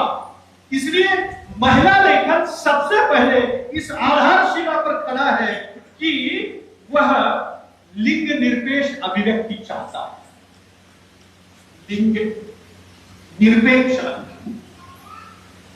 सवाल यह है कि यह लिंग निरपेक्ष अभिव्यक्ति सन 90 के बाद हिंदी साहित्य में लेखन शुरू हो जाता है। स्त्री जीवन के विशिष्ट अनुभव अब साहित्य में आने लगते हैं। स्त्री जीवन का जो एक वृत्त है, उन वृत्तों की अभिव्यक्ति यहां होने लगती जाती है, और साथ ही दोयम समझे जाने का, भेदभाव किए जाने का विरोध भी अब साहित्य के माध्यम से आना शुरू होता है। स्त्री ने जब लिखना शुरू किया तो पहला पड़ाव था अनुकरण का। स्त्री ने जब आगे बढ़ना शुरू किया, दूसरा पड़ाव था प्रतिरोध का। प्रतिरोध यानी विवेक सम्मत विरोध। स्त्री ने विवेक सम्मत विरोध करना भी शुरू किया। अब स्त्री और महिला लेकर तीसरे पड़ाव पर खड़ा। तो तीसरा पड़ाव है आत्म परीक्षण का। स्त्रीवादी साहित्य, महिला लेखन आज आत्म परीक्षण की मुद्रा में खड़ा है, और वो चाहता है कि 3 प्रकार के पूर्वाग्रहों से मुक्त होकर स्त्रीवादी साहित्य की ओर, महिला लेखन की ओर देखने की आवश्यकता। पहला पूर्वाग्रह है आर्थिक परावलंबन। स्त्री चाहती है आत्मनिर्भर, स्त्री चाहती है आर्थिक स्वतंत्रता के प्रश्न को लेकर चर्चा करना। स्त्री चाहती है कि हम अपने अस्तित्व को सिद्ध करने के लिए, अपनी योग्यता को सिद्ध करने के लिए, हम अगर इस सृष्टि के आधा हिस्सा है तो हम भी उस आधे हिस्से के निर्माता बन सकते हैं, आर्थिक उत्पादन के क्षेत्र में भी योगदान दे सकते हैं, और आर्थिक दृष्टि से भी संपन्न हो सकते हैं। ये इस प्रकार का आत्मविश्वास जब साहित्य के माध्यम से आना शुरू हुआ, स्त्री ने उस पूर्वाग्रह को भी तोड़ दिया कि केवल पुरुष कमाए और स्त्री घर संभाले। अब चित्र बदल गया है। अब चित्र यह बता रहा है कि स्त्री भी कमा रही है, स्त्री भी अब घर बना रही है, क्योंकि स्त्री के सपनों में हमेशा एक घर होता है। स्त्री के सपनों में हमेशा एक घर होता है। अब वो समय चला गया कि जब पुरुष गुस्से में कहा करता था कि मेरे घर से निकल जाओ, अब कह नहीं सकता, क्योंकि जो घर बना हुआ है स्त्री के पैसों के सीपीएफ से ही बना हुआ। अब वो गेट आउट नहीं ले सकता।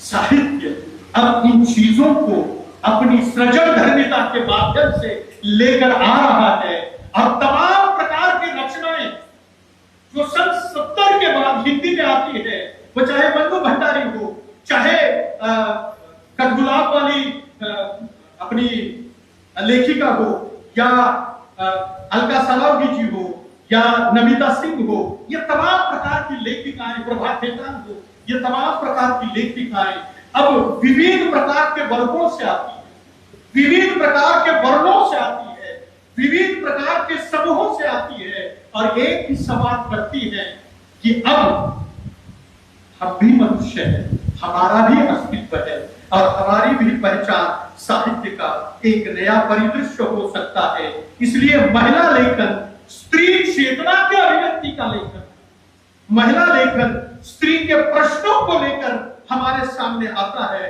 इसलिए मन्नू भंडारी जब आपका बंटी लिखती है तो वो आपका बंटी हर घर में किलकारी मारता हुआ हमारे सम्मुख आ जाता है। बंटी के सामने प्रश्न है, शकुन के सामने प्रश्न है, मन्नू के सामने प्रश्न है। ये स्वतंत्र स्त्री है जो पहली बार अपने अस्तित्व को लेकर सजग होती है, बावजूद इसके कि परिणय और प्रणय में फंस जाती है शकुन, परंतु उससे भी रास्ता निकालकर अपनी वजूद की पहचान दिलाना चाहती है। ये पहचान दिलाना उसके जीवन का मुख्य लक्ष्य रहा है। लेकिन जो 3 पूर्वाग्रह है उसके खिलाफ उसकी असली लड़ाई है। पहला है आर्थिक स्वायत्तता, दूसरा है बौद्धिक स्पेस। कई बार स्त्री को निर्बुद्ध कहा गया, कई बार स्त्री को सीमित बुद्धि वाली कहा गया, कई बार स्त्री को स्वयं समझा गया, वो चाहे परिवार हो, परिवार के बाहर हो, घर के बाहर हो, हर बार उसे द्वयम समझा गया। आज स्त्री चाहती है बौद्धिक स्पेस, स्त्री चाहती है मानसिक स्पेस, और वो मानसिक और बौद्धिक स्पेस महिला लेखन का मूलाधार है। और ये मूलाधार आज बड़ी मात्रा में व्यक्त हो रहा है। और तीसरा पूर्वाग्रह है देह से मुक्ति।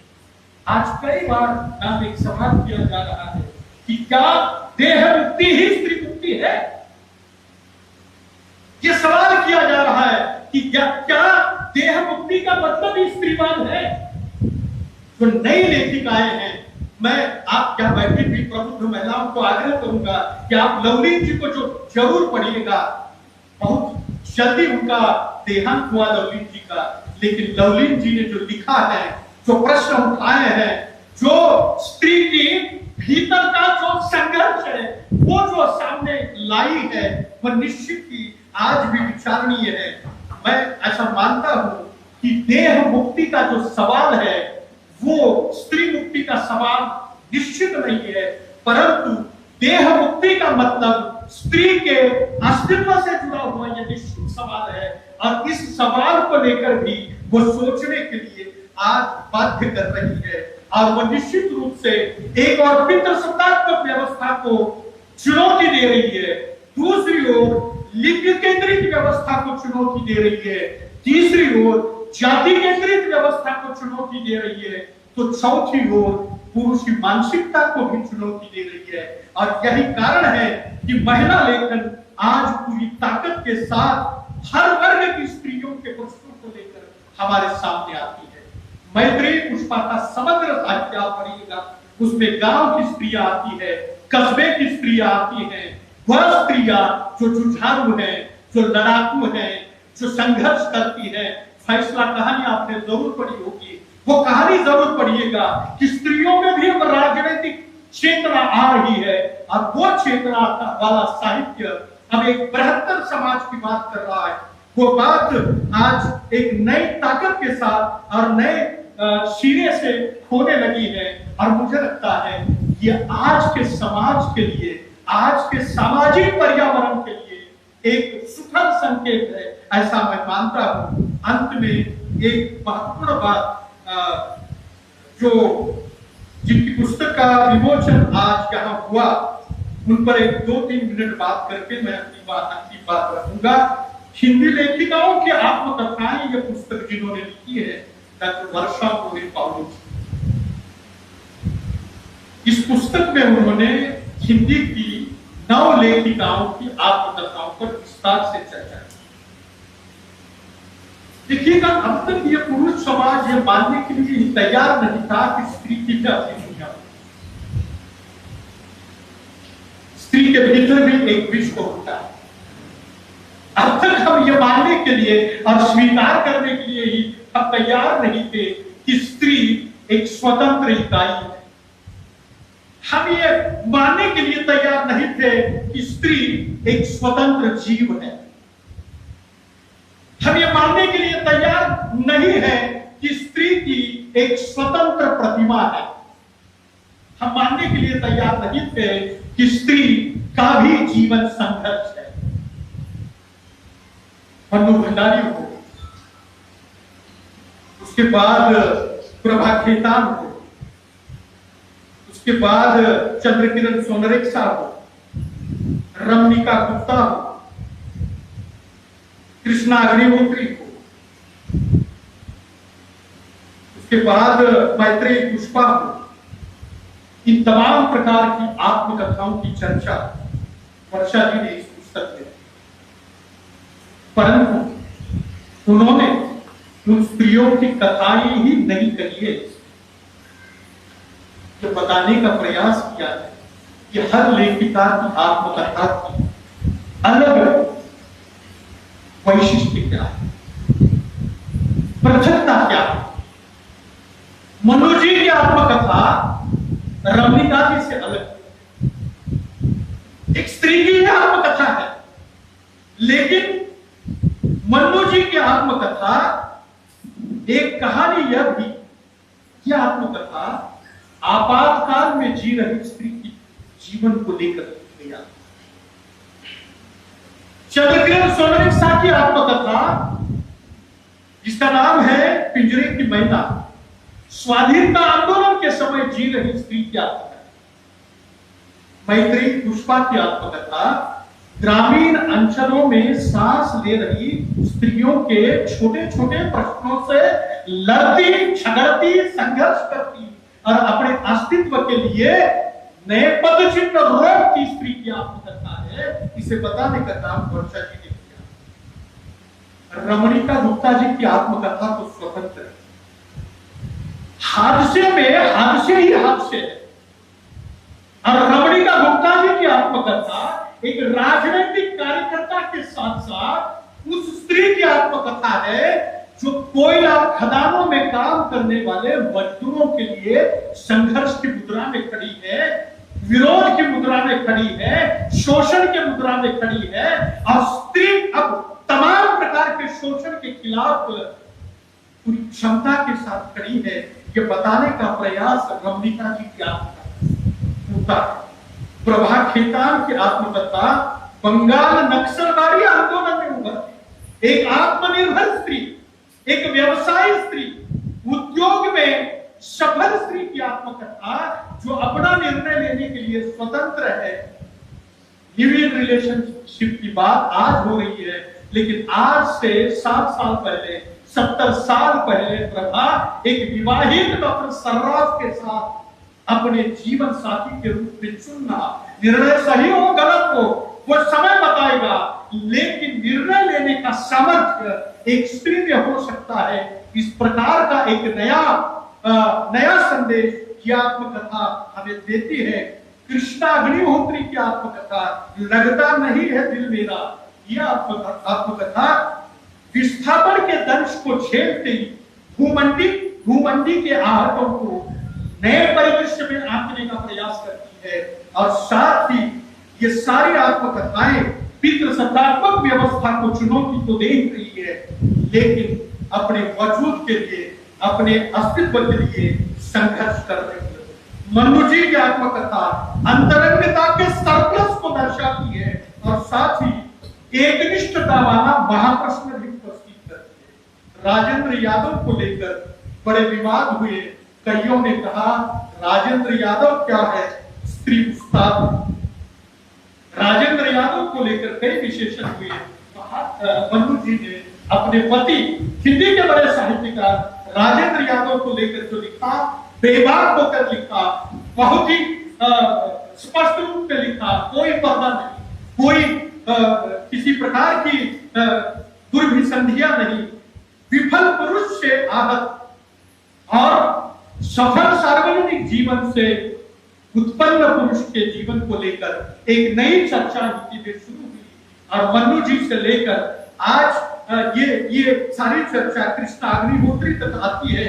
इन सारी आत्मकथाओं के आशय को, विषय को और उसके पूरे संदर्भों को अपनी पुस्तक में समेटने का काम वर्षा पावड़े जी ने किया है।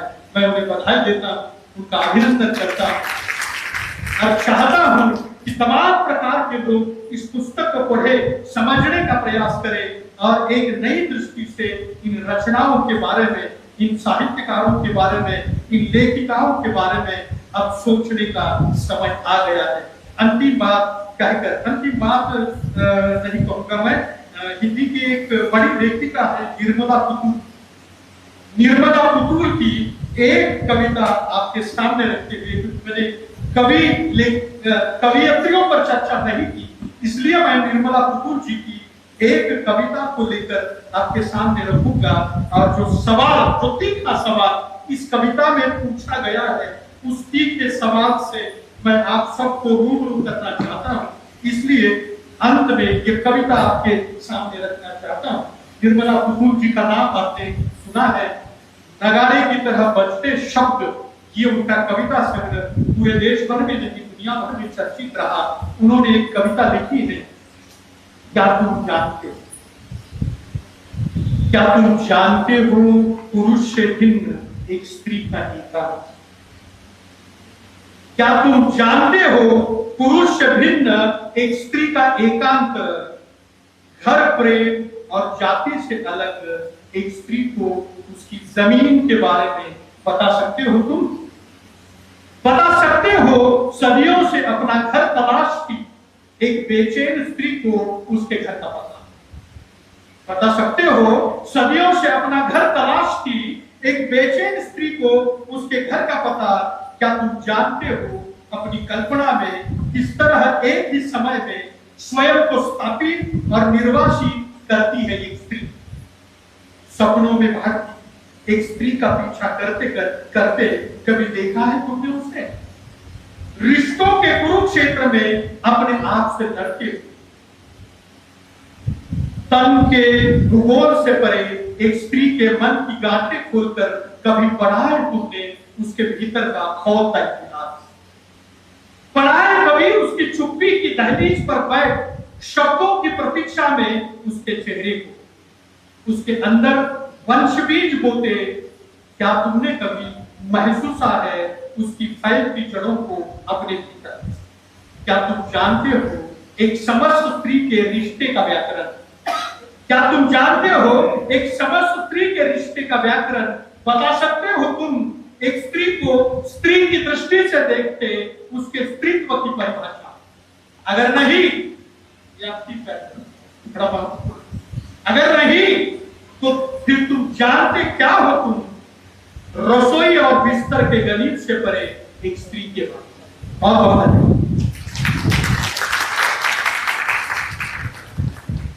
बहुत बहुत धन्यवाद सर। कहा जाता है कि जीवन एक प्रकार का रंगमंच है और इस रंगमंच पर जैसे ही स्त्री पुरुष का जन्म होता है वैसे ही वे अलग अलग प्रकार के अभिनय करते हैं। मेरा अध्ययन हो सकता है, मेरे अध्ययन की सीमा हो, लेकिन इस रंगमंच पर सबसे अच्छा अभिनय अगर कोई करता है तो वो एक स्त्री करती है पुरुष की तुलना। एक बेटी के रूप में आप देखिए, एक बहन के रूप में देखिए, पत्नी के रूप में देखिए, माँ के रूप में देखिए, दादी के रूप में देखिए, सभी रोल बहुत बढ़िया तरीके से पुरुष की तुलना में स्त्री करती हुई दिखाई देती है। मेरी यहाँ अध्ययन की सीमा हो सकती है। धन्यवाद सर। सर यहाँ केवल मतलब मंच से बोलने वाले वक्ता नहीं है, तो स्त्री के संबंध में जितनी भी बातें उन्होंने कही है तो प्रत्यक्ष रूप से व्यवहार में भी लाने वाले हैं, क्योंकि आज वर्तमान समय में उनकी पत्नी आज जो लातूर महानगर पालिका की नगर सेविका के रूप में जो है, इसलिए वे केवल यहाँ मंच पर स्त्रियों के संबंध में जो है व्याख्यान देने वाले नहीं है, तो व्यवहार में भी क्या है कि उनकी जो दृष्टि है वो बिल्कुल क्या है कि हमें आज सम्मान पूर्वक दिखाई देती है। मैं अधिक समय न लेते हुए इतना ही कहूंगा। एक पंक्ति है काश्मीरा सिंह की, सर ने स्त्री के समग्र रूप से जो है चर्चा की है। काश्मीरा सिंह कहती है एक जगह, मैं एक दिन समाज सेवा के बहाने घर से बाहर रहती हूँ तो तुम्हारी इज्जत चली जाती है। मैं एक दिन समाज सेवा के बहाने घर से बाहर रहती हूँ तो तुम्हारी इज्जत चली जाती है, और तुम लुंगी पहनकर बीच चौराहे पान ठेले तक जाते हो तो मेरी इज्जत चली नहीं जाती। मैं दरवाजे पर आए बूढ़े मेहमान से, मैं नाइटी पहनकर दरवाजे पर आए बूढ़े मेहमान से बातें करती हूँ तो तुम्हारी इज्जत चली जाती है। इस तरह की कई जो है मैं अधिक समय न लेते हुए इतना ही कहूंगा कि वह बुलंदी किस काम की जिस पर इंसान चढ़े और इंसानियत को भूल जाए या इंसानियत से गिर जाए। मैं अध्यक्षीय समापन करने के लिए आज इस समापन समारोह की अध्यक्षा तथा नांदेड़ एजुकेशन सोसाइटी की सचिव प्राध्यापक सौ श्यामल पत्ती मैम को अनुरोध करूंगा कि वे यहाँ आए और अपना अध्यक्षीय समापन।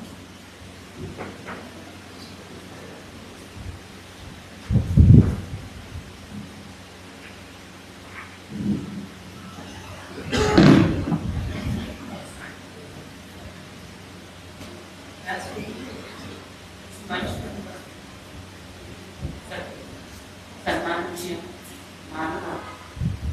और मेरे सामने उपस्थित सम्माननीय शिक्षक वृंद और शिक्षक, आज के एक दिवसीय परिसंवाद के आयोजक बहुत चतुर हैं।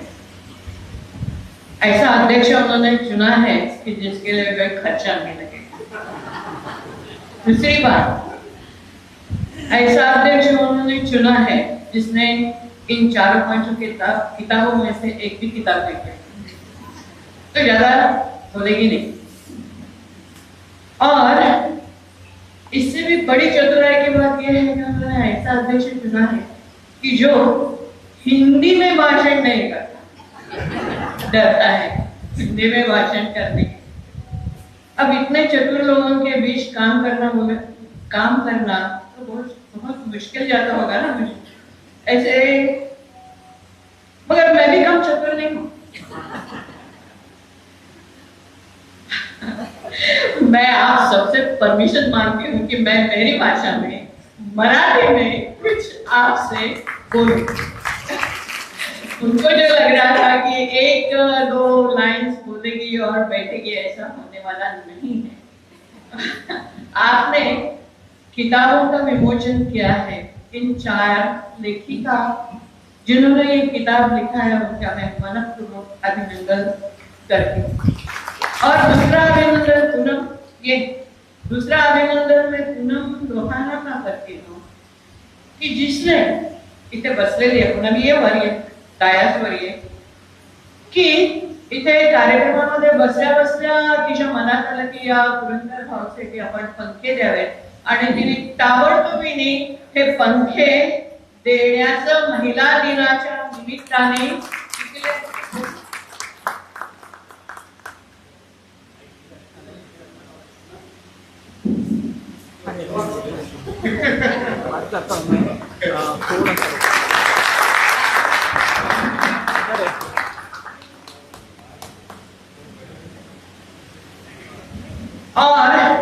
और एक बात मैं कहना चाहती हूँ, आता मराठीत बोले ना की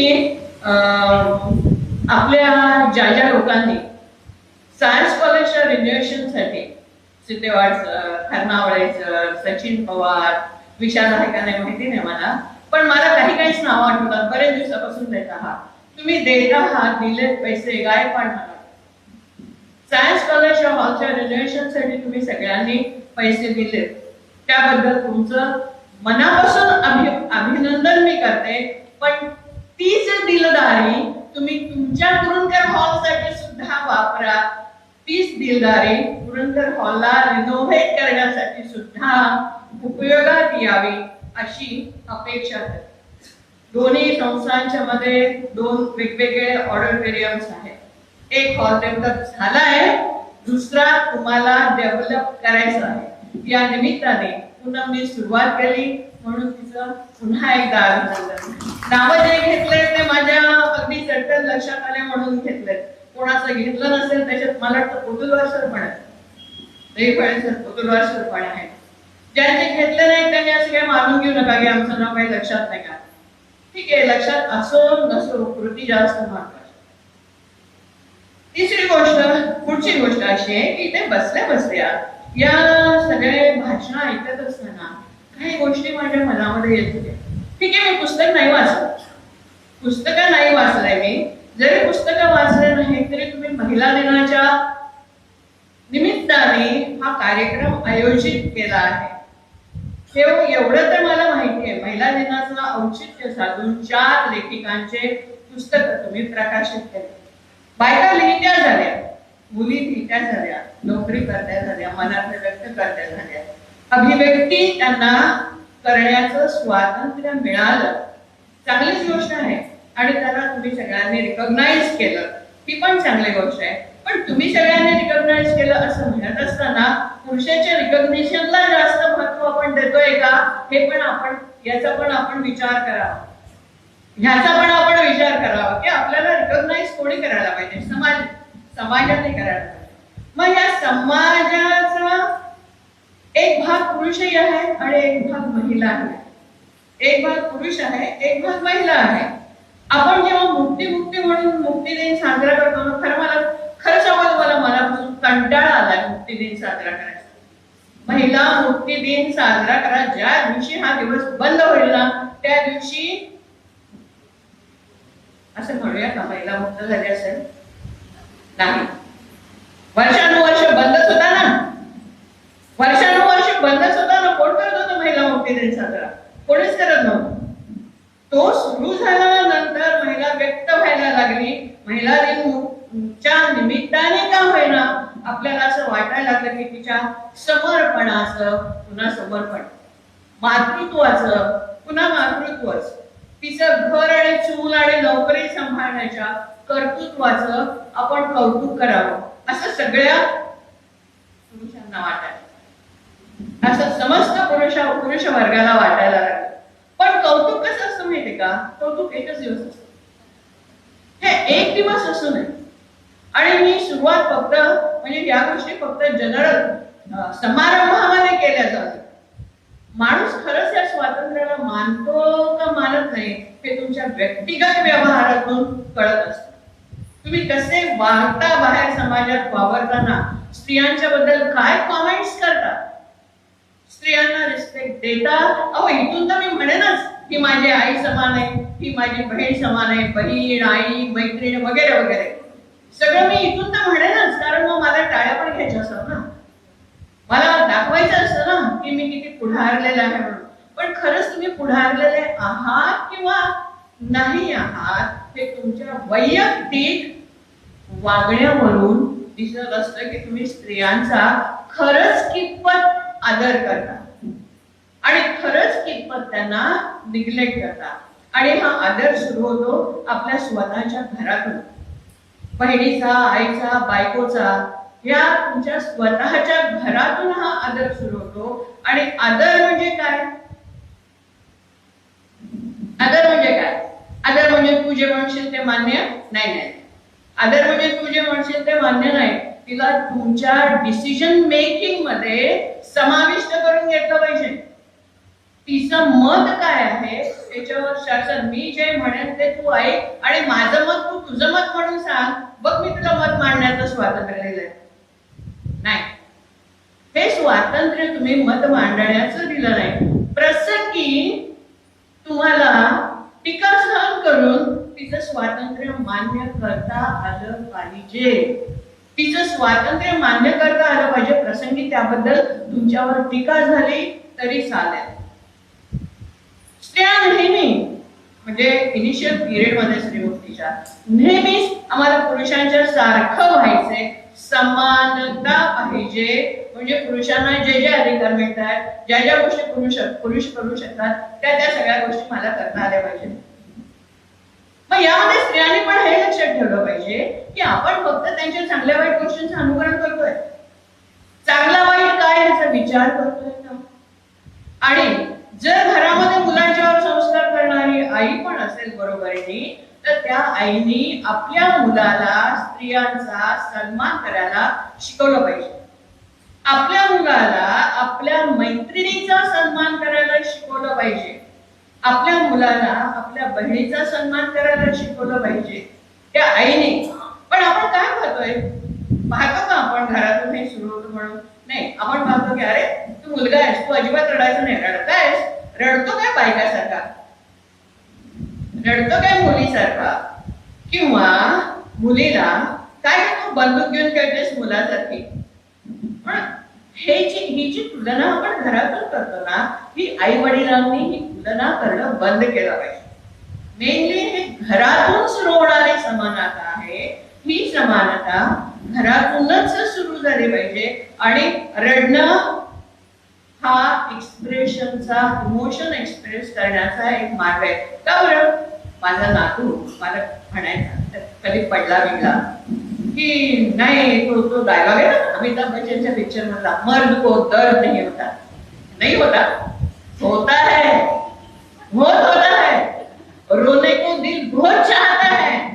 पण समाजाने असे बंधन घालून टाकलेत पुरुषांच्या वर की डोळ्यातून पाणी आणायचं नाही. अरे येऊ द्या डोळ्यातून पाणी. तुमच्याही इमोशन्स मोकळ्या झाल्या पाहिजेत, तुमच्याही भावना मोकळ्या झाल्या पाहिजेत.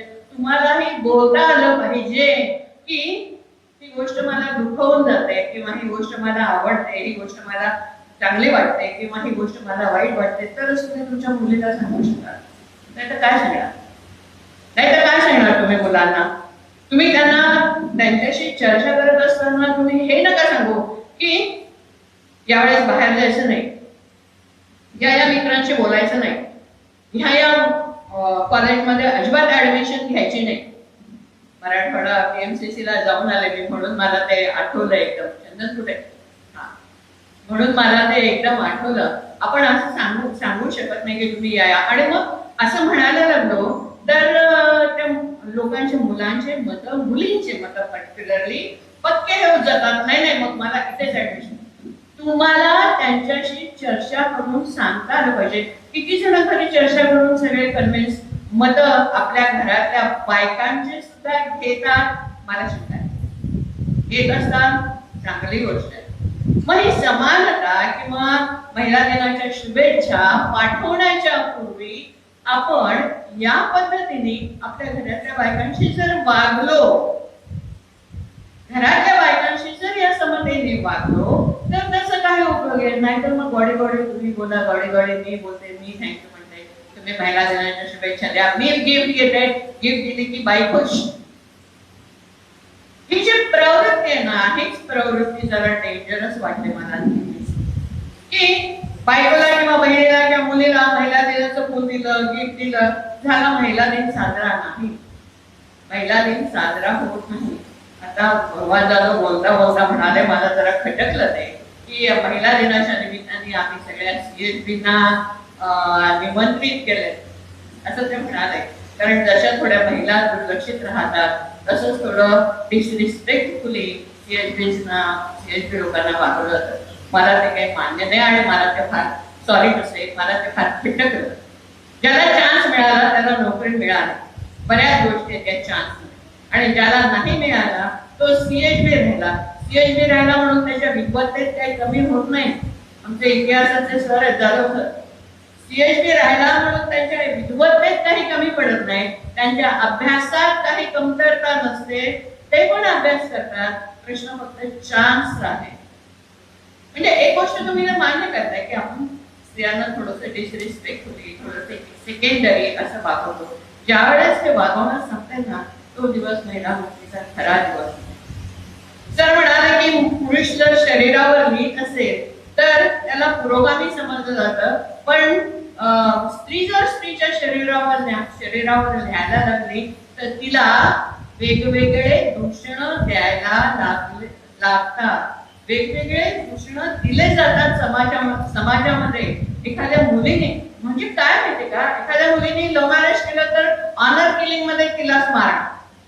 म्हणजे काय माहितीये का की तुम्ही सगळं आमचं ऐका, आमच्याच पद्धतीने शरीराच्या पलीकडे जाऊनच विचार करा. कारण तुम्ही माता आहात, तुमचं समर्पण, कसलं समर्पण आलंय, कसलं समर्पण आलंय, कसलं आयुष्यभराची माता आली. तिला काही मत नसतं काय, तिला काही मन नसतं, तिला मन असतं, तिला शरीर असतं, तिला थकवा असतो, तिला वाटत असतं की कोणी कौतुक करावं, तिला असं वाटत असतं की आपण केलेल्या कामाचं अप्रिशिएट करावं, कोणी अप्रिशिएट करावं. पण आज सुद्धा तुम्ही घरकामाला सेकंडरी समजता.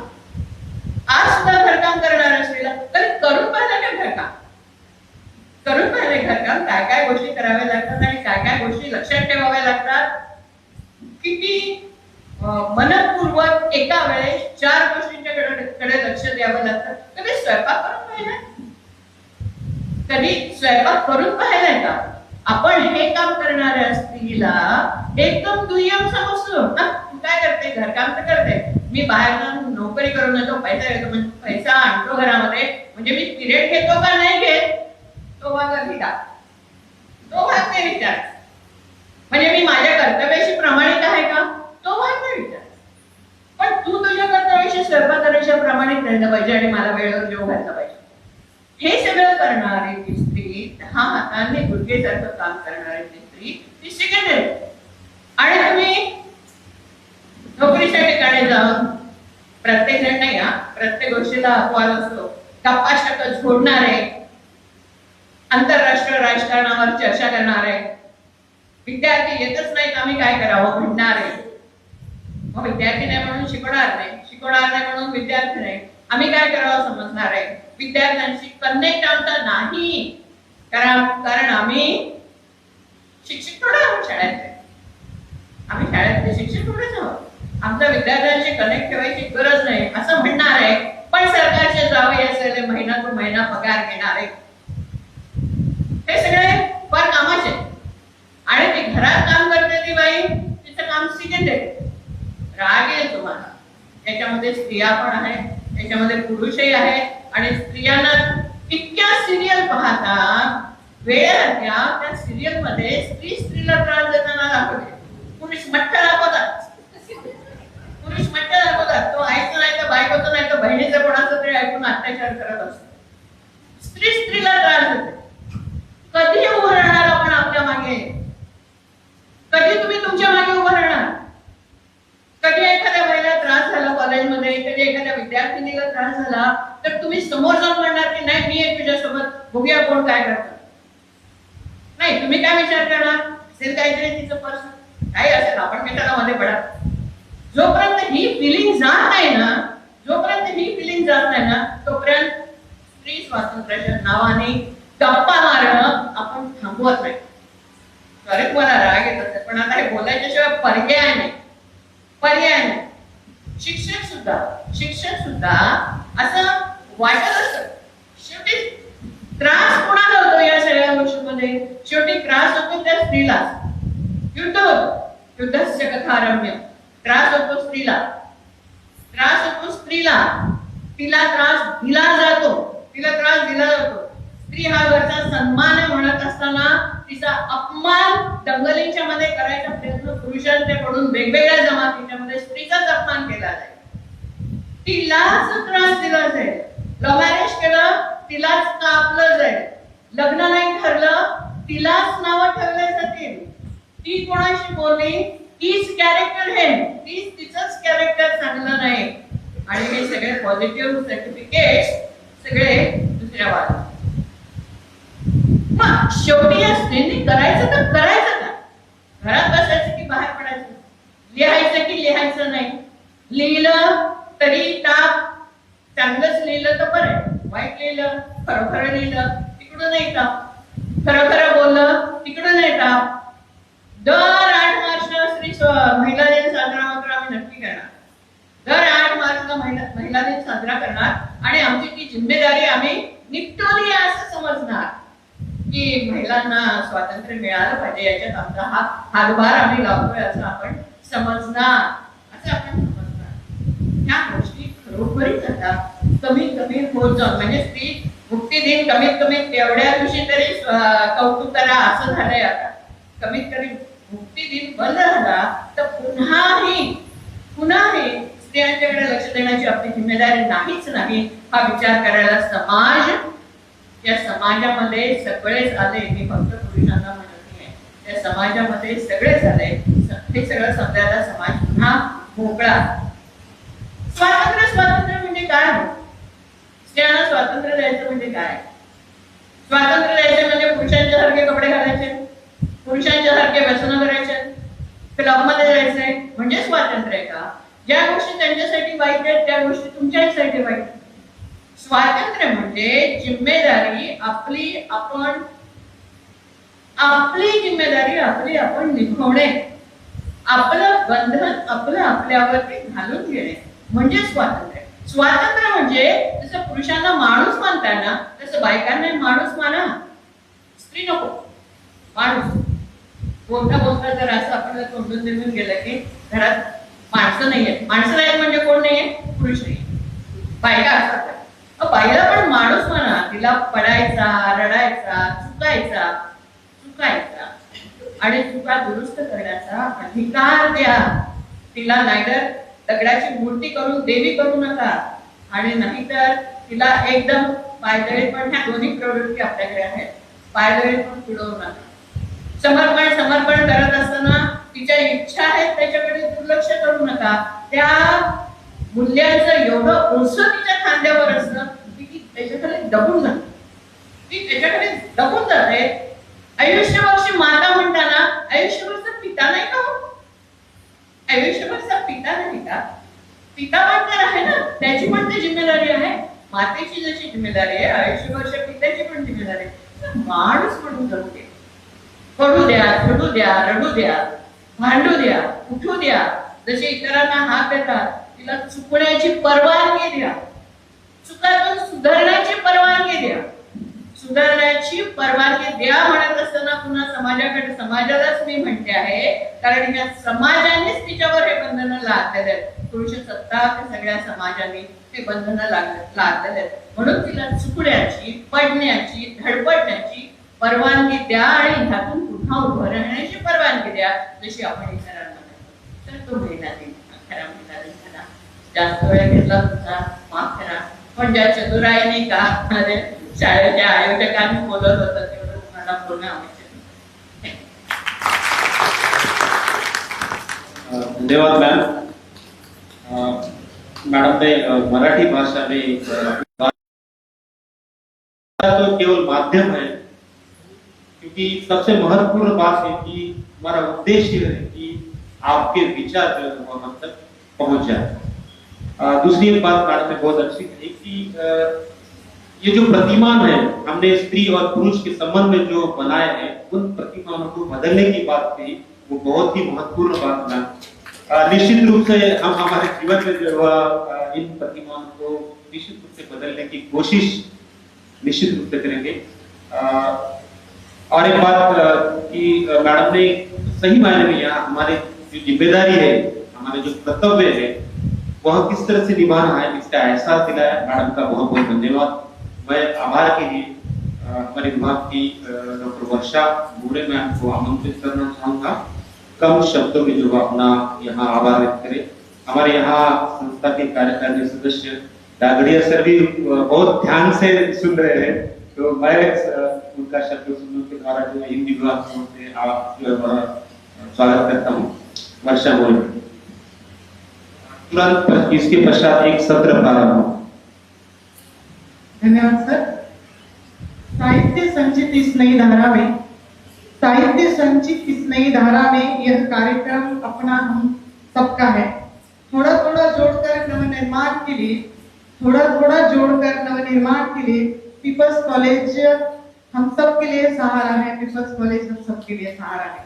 नांदेड़ एजुकेशन सोसाइटी द्वारा संचालित पीपल्स कॉलेज नांदेड़ के हिंदी विभाग द्वारा आयोजित इस एक दिवसीय परिसंवाद समारोह में उपस्थित इस नांदेड़ एजुकेशन सोसाइटी की सचिव आदरणीय सो श्यामल पत्ती मैडम जी का मैं आभार व्यक्त करती हूँ, जिन्होंने अभी अभी इतना प्रखर अध्यक्षीय संबोधन किया. इसके पश्चात समारोह में उपस्थित लातूर के सुप्रसिद्ध आलोचक सतीश यादव सर जी का भी मैं आभार करती हूँ, जिन्होंने अभी इस समारोह में बीज भाषण एवं अतिथि मंतव्य अपना रखा. मैं हिंदी विभाग की ओर से उनका आभार व्यक्त करती हूँ. धन्यवाद सर. इस कार्यक्रम के मुख्य संयोजक और हमारे महाविद्यालय के प्रधानाचार्य डॉक्टर एस.जी. भानेगांवकर सर जी का भी मैं हिंदी विभाग की ओर से आभार व्यक्त करती हूँ. सर जी ने इस कार्यक्रम का जो आयोजन हमारा था, इसके लिए हमें अनुमति प्रदान की और हमें सहायता दी. प्रमुख उपस्थिति में इस महाविद्यालय के उप प्रधानाचार्य डॉक्टर सिद्धेवाड़ सर जी का भी मैं हिंदी विभाग की ओर से आभार व्यक्त करती हूँ. इस समारोह के या परिसंवाद के मुख्य संयोजक हमारे विभाग के प्रोफेसर भगवान जादव सर जी का मैं आभार व्यक्त करती हूँ, जिन्होंने हमारी कल्पना को वास्तविकता प्रदान की. धन्यवाद सर. हम सभी जी की ओर से आपका आभार व्यक्त करते हैं. इस मंच पर प्रमुख रूप से उपस्थित आदरणीय डॉक्टर रमेश पुरी सर जी का भी मैं हिंदी विभाग की ओर से आभार व्यक्त करती हूँ. सूत्र संचालन करने वाले मुकुंद कवड़े सर जी का भी मैं आभार व्यक्त करती हूँ. सभागार में उपस्थित सभी का नाम मैं ले सकती हूँ, लेकिन उतना समय मुझे आयोजकों ने यहाँ पर नहीं पर दिया है. और मेरी सभी सहेलियां, प्राध्यापक, छात्र, हमारे महाविद्यालय के सभी प्राध्यापक, इन सबका मैं हिंदी विभाग की ओर से आभार व्यक्त करती हूँ. और ये उद्घाटन समारोह पर यहीं पर अध्यक्ष की अनुमति के अनुसार संपन्न हुआ, ये घोषित करती हूँ. धन्यवाद. इस परिसंवाद का अगला